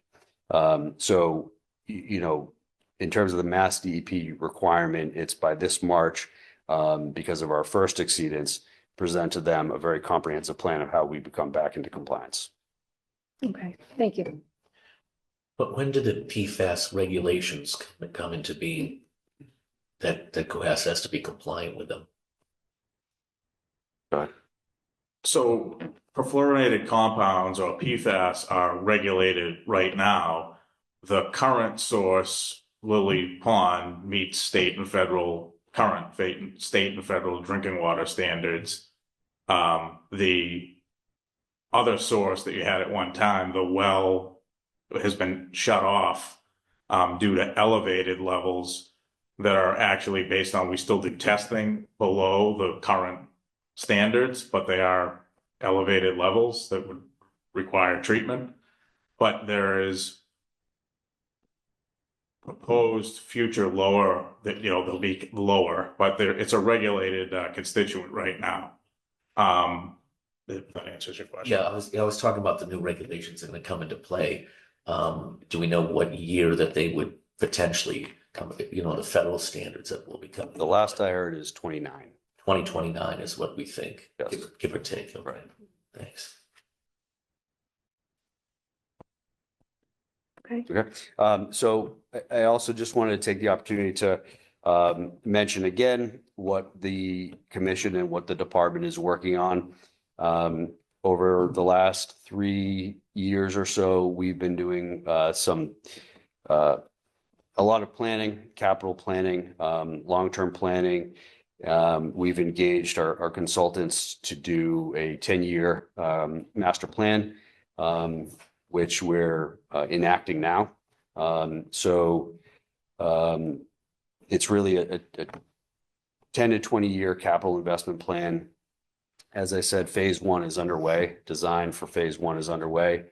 The residuals management area, we have 60% design plan now. If you have the, I don't know if you have the presentation. Would you mind, Kevin, putting up that the next slide? Yeah. Okay, so this is the site plan of our current lagoons. You know, kind of in the center of that screen, those are the two lagoons. And then the plant is more towards the right of this on the screen. So they're really tucked back. If you've ever been to the plant, they're really tucked back and kind of in the woods. And then Kevin, if you'll flip to the next page. So this is what we're working with for our new lagoons. So it's a huge undertaking, very big project, but it is going to improve the treatment process considerably, and the operation of the plant and the staff. So processing the residuals currently is very labor intensive. It's extremely costly, and it's impacting the entire treatment process in the plant operation. So this is just a kind of a schematic of what the new lagoons will look like. It essentially triples or quadruples the size of the area, and we'll be able to process the residuals the right way for the first time in a while. So this is phase one. If things follow the timeline we're hoping for, we will be looking at completion, I would say, second quarter of 28 to be realistic. So this is phase one of our master plan to redo the residuals area. And then phase two is likely a new plant, a new water treatment plant, similar to what Scituate is working through right now. You probably see that project going on in 3A. It's a substantial project. So Kevin, if you wouldn't mind. So this is what we currently have. You can see kind of in the top right, that's our existing water treatment plant. And then just below that to the left is our maintenance garage. And then on the bottom, we have our 2 existing lagoons. So that's a current snapshot of what our facilities look like now. And then the next one, again, very rough, but our 3 lagoons. And then in the gray, you can see this is our existing plant. And then this is our proposed new plant. So it's substantially larger in size, similar to what you'd see in Situate. I don't know if exactly the same size, but you see what Situate has now at the Rotary, and then what they're building now, it's substantially larger. So a plant of that size and magnitude is really what we need for the next 50 years. So that's what we're looking at for phase 2 of our master plan. Are you spending time with Situate? Not yet, Okay. but Woodard was the design engineer on that Okay. project, so we have access to it Great. when we're ready. Yeah, I know the chair of the Situate Select Board has offered that anyone can go over and, you know, take a tour and learn from them, you know, in terms of what's going well and what's a bit more of a challenge. Yeah, Woodard is still involved with You're the still project. involved, okay. Yeah, and Chris had brought that up, so I've spoken to our design team that that's planned to happen, to go over there and hopefully learn from the good and the bad. Okay. So in terms of the size, so yes, what Situate is building is huge, but Situate is a much bigger town. Right. You know, and although they say they're completely, you know, they're getting completely built out, I think there's still a lot of land, a lot of development. We don't have that same level of build out possibilities in Cohasset. So is the design for the new plant commensurate with what our potential build out and population growth would be? Yes, so that was all part of the master plan that Woodard Okay. compiled for us, was projections over the next 50 years of our demand based on population growth, development ability, and daily usage statistics now. So As a part of the 10-year plan, is there any plans to dredge Lily Pond? it's a topic of conversation, but nothing too firm. You know, actually, we were just talking about it. I mean, permitting would be a big factor, and cost. I mean, that would be probably, 10 million plus. It's extremely expensive. Okay. What's the other? I had there, but the chairperson had my thoughts of talking with Situate as well, and even if you're the designers on it, that's tremendous. But I think the water commissioner should go over there as well, because anytime there's construction, there's pluses and minuses and things that come up, and there could be a lot of savings in finding out, especially where it's only down the street. I think that's a great opportunity. And as the chairperson has reached out to Situate as well, I think that's a project that we could definitely mirror, even if it is a smaller one here for Cohasset. And so phase 2, so if the sludge lagoons will be done around 2028, say, when would you look to have phase 2, at least looking for design and or execution? I would say likely begin construction in 33, 4.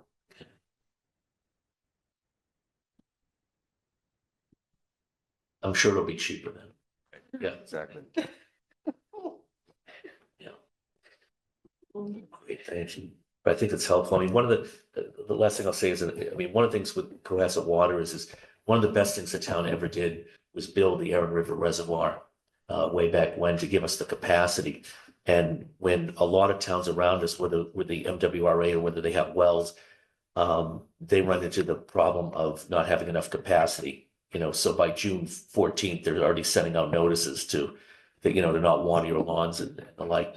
And so that is one of the great projects that Cohasset did complete. And hopefully with the changes and the 10-year capital plan, as this goes down the line, it'll enhance the water, because we have the capacity. It's just the distribution, needs to be upgraded, not only with the plant itself, but obviously the water mains are constantly changed over. I know you've come to us with other capital projects, and some of the water mains are from the 1800s.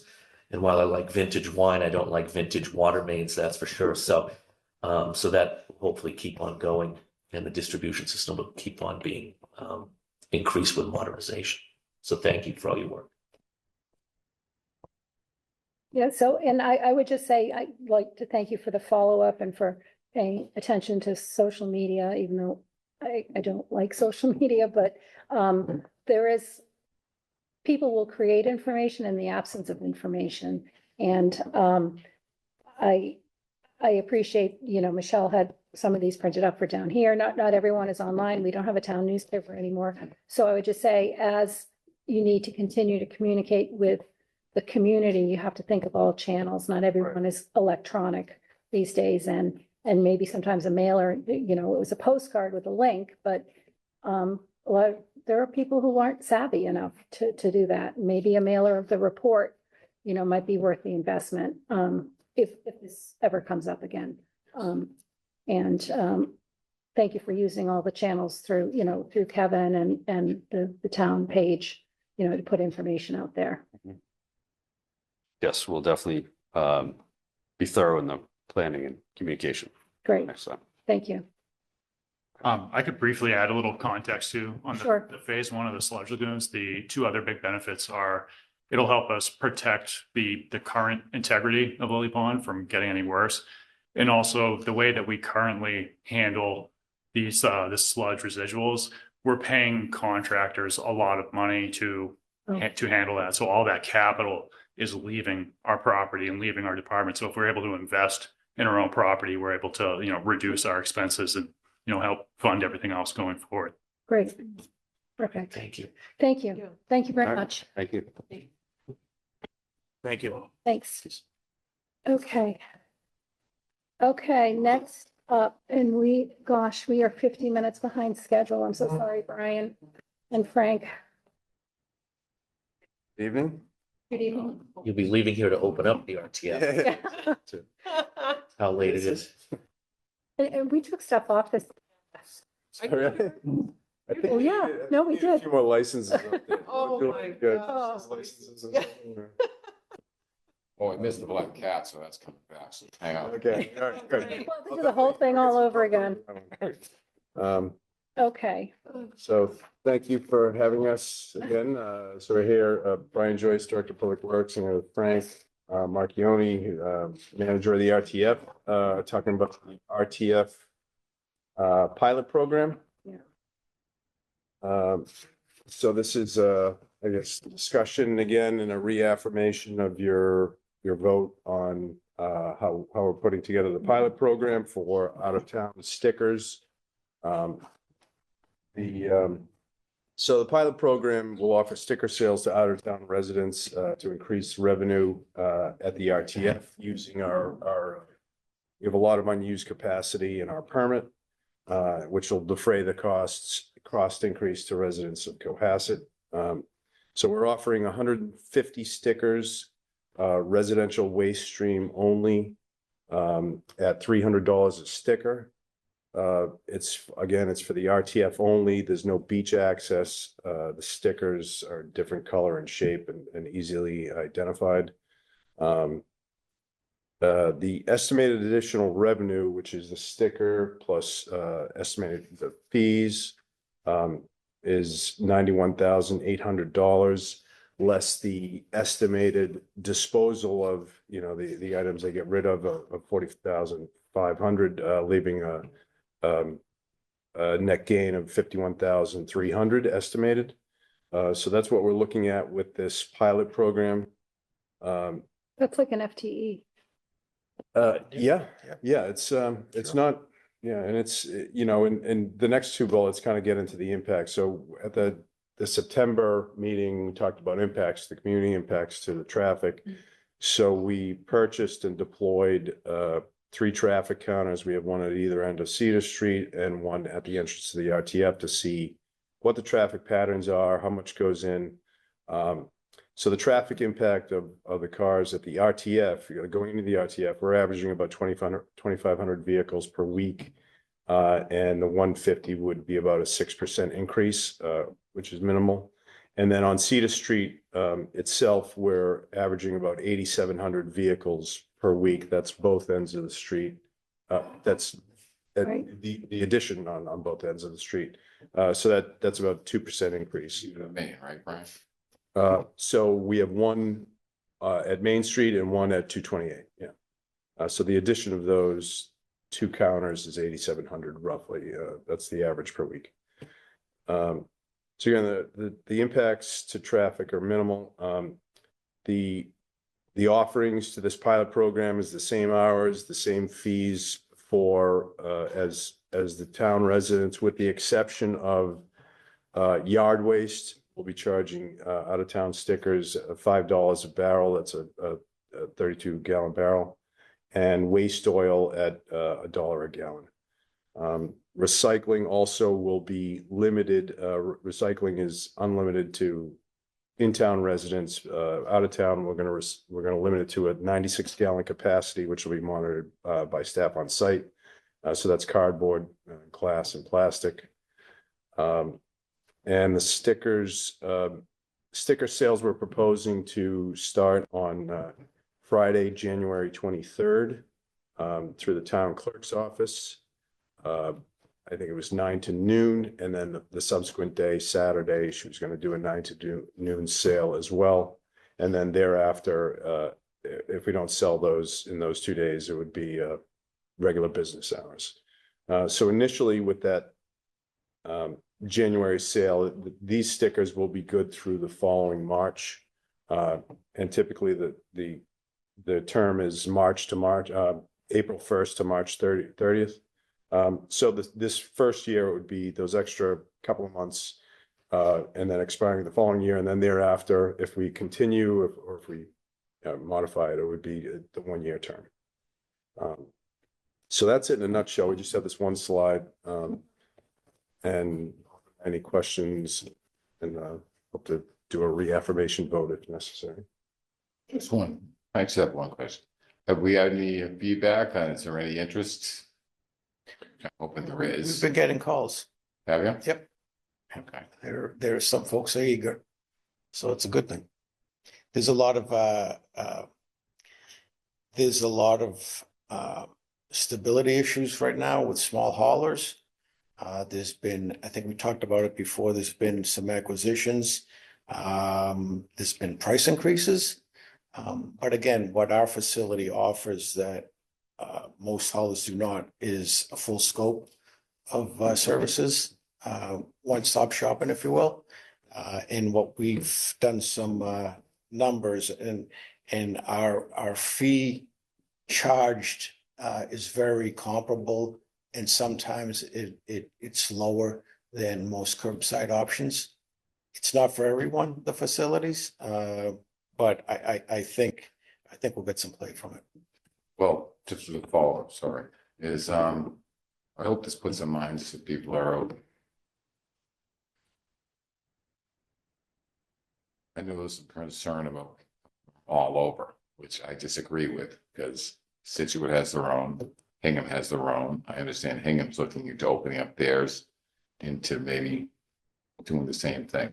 So is the feedback coming mostly from a neighboring town? Oh, which is, Well, I'm just saying that would mitigate traffic. because it's Hull not- would be a great source, because they don't have a facility, and there is curbside pickup that Hull is looking into doing something different, but it's very cost prohibitive to go out and get a municipal contract. It's millions of dollars. No, what I was asking is that most of our. Yes, I believe so. That's what I was Yeah, curious. correct. So Yeah. just right down the street is what Yeah. I'm. It's easy. Yeah. People saying that the people will be coming from all over, right, which I don't think is gonna happen. No, but we don't have a prohibition on any other zip code, yeah. I was From anywhere. Anywhere, right, whatsoever. I Right. was thinking just the demographics where the most interest was coming Right. from, that's all. right. So, okay. Any other comments from the select board? So I just want to make two comments, because, we've been getting pushback on this issue, and as hard as both of you worked in presenting the forums, we first brought this to town meeting in June of 25, and we didn't have an operational plan in place, and people were like, well, what are you going to do? What are you going to do? So you put together a very solid, in my opinion, operational plan Okay, you looked at a lot of creative options such as pilot program to shore this up. And the enterprise fund didn't pass. And I just want to be clear to the audience. Article 6 at special town meeting was solely the creation of the enterprise fund. There were no operational components involved in that warrant article. The town did not vote on any operational components on that warrant article. And if people thought that they were, it's unfortunate. However, because of the forums that you did and all of the information that has been presented from town meeting in the spring until special town meeting, I feel we went over and above, and you guys went over and above and dedicated nights and effort and creative thought into the operational components on how we make this financially feasible. In our meeting minutes, we voted the slate of fees, inclusive of the pilot program fees, and it was the slate of fees and the pilot program, comma, upon passage of the RTF Enterprise Fund at special town meeting. And it wasn't solely the pilot program that was contingent upon the enterprise fund. So if there's misconception that the pilot program was pulled out of that, then all of the fees would be pulled, then the whole operational plan would have been pulled out. Does that make sense? Yeah. Okay, so just so that we're completely 100% clear, I'd like a reaffirmation of from the select board on a vote. I'd like a motion to approve the pilot program as presented tonight by Director Brian Joyce and Frank Marchione. So moved. Okay, so Mr. Grady moved, Ms. Rollins second. All in favor? Aye. So there shouldn't be any confusion or question about our intent, about the connection between this and the enterprise fund. And I think it's, you know, if you look around what's happening around in communities, Frank, you mentioned what's going on in Hull. I mean, they're talking about how do they build a landfill, several millions of dollars. Like who has that kind of money? And you look at Duxbury just raised their fees for beach and RTF by 30%. And you look at the budget deficits that all of these communities, you know, are dealing with right now, 1.54 million at Whitman Hanson Regional Schools. Okay, Duxbury has no idea what their FTE count and their enrollment count is. The superintendent can't explain it. I mean, there's just chaos everywhere, town manager turnover everywhere. And we are blessed, in my opinion, to be in a situation where we have very creative thinking and strategies to shore up our revenue stream for things that people use. Now, if you don't use the RTF, you don't pay for it. If you don't use the RTF, you're not on Cedar Street for 2% more traffic. So I'd just like to thank you both for going through this and for all of the hard work. It's very much appreciated. Thank you. Thank you. Ms. Rollins? Nothing else. Well said. Well, it's the right thing to do. Yes, absolutely. Yes, I mean, Please get home because we want to follow. Wait a minute, did you have a thing on the governing documents and committee appointment? What did you? Governing documents committee appointment, pilot program, governing documents. I don't know what that is. we have the RTF rules and regulations. There's no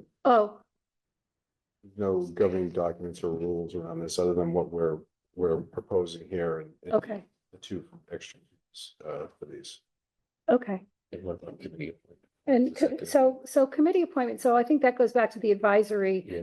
group, which this board was split on initially when we were going to be an enterprise fund. There seemed to be support, and then now there doesn't seem to be much interest in it in terms of having a committee of townspeople oversee, you know, without an advisory fund, you know, the clear black and white in and out of the revenue stream. You know, it's got to be extracted from the general operating budget, from your budget and DPW. It'd be more challenging. I think and I'm open to the board's, opinion. I think if we had like quarterly updates, with some statistics, like once the stickers are sold, how many stickers have been sold, how is traffic impacted? Are you getting pushback because you have a limit on recycling? How are, what is the training that's going to happen with RTF employees, and how to identify someone from out of town? How to, how do you tell someone that's more than 96 gallons of recycled? Those kinds of things, I think, are the oversight, because we want the pilot program to be as successful as it can be, right? So that we can incrementally increase it to incrementally increase revenue. Okay, and if we're at the capacity that we're at in terms of our household waste, and we have so much more, it seems almost sinful not to be able to use that. So, I'll leave comments. Yeah, I think in absence of a committee, if there isn't enough oomph behind that, I think we could make, not tonight, but we could make a charge vis-a-vis policy for what we were looking for from the RTF through the town manager, to charge the town manager for policy. And I really think it's more of just of getting to, one of the problems there was in going through the process of having the enterprise fund article, not just in June, but in the one in the fall, was the statistics behind it. In other words, of what, what are the revenues versus the expenses? And it was there, of course, for the last town meeting, which you put together, right? But I think to have that going forward, and then there's also going to be, the contracts with the employees of whether you need CDL license or not. There's all these little issues.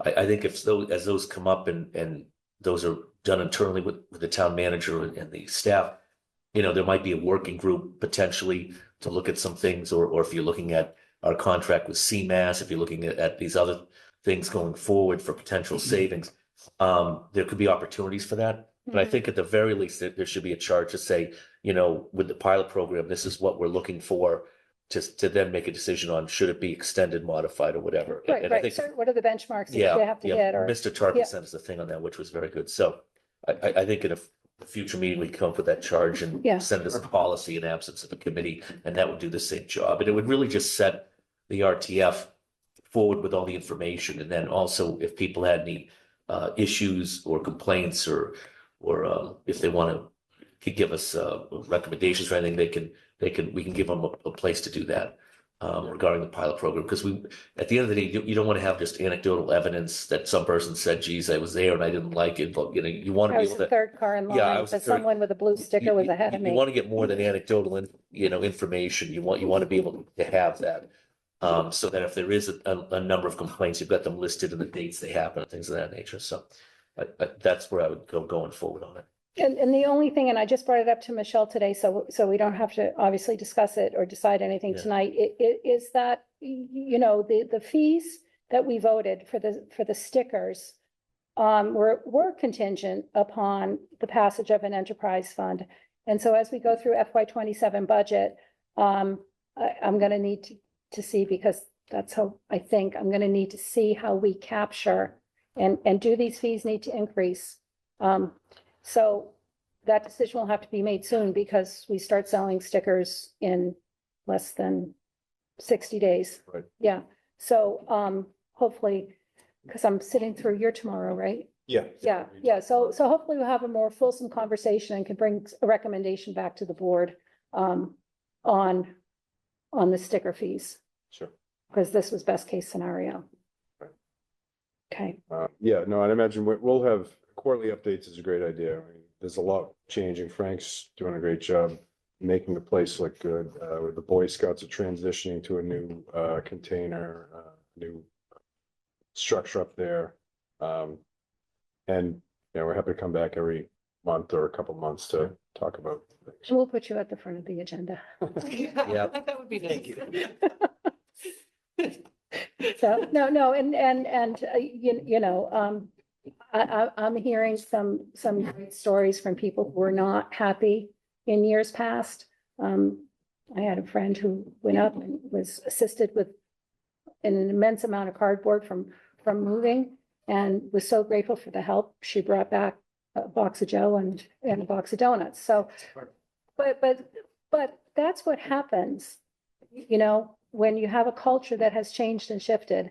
And my husband loves going there now. He doesn't pull down anymore. Frank's But- instrumental in getting the customer service expert. Yeah, no, but I'm just saying, it's like, oh, I have to go, no, it's like, oh, I have to go to the dump, you know, so, It's a good place. yeah. No watering. And it's 10 o'clock, so I'm getting a little punchy, but thank you, thank you very much. Okay. The town manager update. Town manager She's update, like, I'm done. nothing for tonight, select board comments, I have No. none, I okay, have one, and that's it. okay, go Oh, ahead. Dave, David. let the night be without a comment. Save- It kind of tacks off what we had with the RTF in that if you have the metaphor and you look around the other towns and all the chaos that's happening regarding budgeting, is that as a town, especially we're a small town, we can't change some of the things that are happening on the outside. But, you know, being a seafaring town, we can't control the ocean, but we can navigate it. And that's exactly what we're gonna have to do as a small town. We're gonna have to navigate. And it means there's gonna be opportunities sometimes in the budget, might be changing some things. It could be with the healthcare, and with other things, and there's ways to save money. And we're gonna have to take those opportunities, whether they need town meeting approval or if they don't. And I think people need to be ready for that there's times we're gonna have to tack in order to save money here or there to make the budget work. And when we're looking at it, we're not gonna be able to debate it for 5 years in order to do it. And we're gonna have to, those opportunities when they present themselves, whether it's through capital budget, whether it's through the schools, whether it's through advisory board or the select board, people need to be ready that if there are things that can save money in the budget, and we do make articles in order to do that, we need to pounce on those opportunities as they come. And with the enterprise fund that we had, which did not go through, frankly, I will put it out there, that was the longest debate on an enterprise fund probably in the history of Massachusetts. Most towns are able to, you know, do that, and I understand the reasons why some people didn't like it, which is fine, and that's people's opinion. But that with other things that are going to happen with the budget, we're not going to be able to debate it for a whole year. And we're going to have to take those opportunities. And if we don't take those opportunities to save money when we can, then what's going to happen is the budget isn't going to balance. And then we're going to be in a place where we don't want to be for many years. So, but if you look at the other towns, you can see what's happening with them, and they're not taking or making those opportunities. And then you're seeing the firings and everything else that's going on. So we don't want to be in that category. So as I just said, we can't yell at the ocean and we can't control it, but we can certainly navigate it. And that's what we need to do as a small town. Thank you. Great, thanks. Okay, and I have nothing to add. Can I have a motion to approve the minutes of December 16th, 2025? I have to abstain. You have to abstain. Okay, so Mr. Grady made the motion. May I have a second? May I have a second? Second. David Farag, second. All in favor? Aye. Abstain? Aye.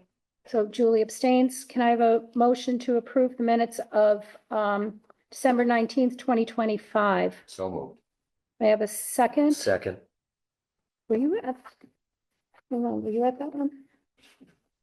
David was the. No, The let's see. executive, oh, sorry, I thought you meant the executive session. No, yeah, on the yeah, 18th. no, it wasn't, no, Dave, oh, we don't have a Oh, quorum. that was that other Yeah. meeting. Yeah. I'm Yeah, sorry. this was that Friday Zoom meeting. Yep. So I'm going to strike that. We can't approve it because only myself, Mr. Grady, Mr. Plex were at that meeting.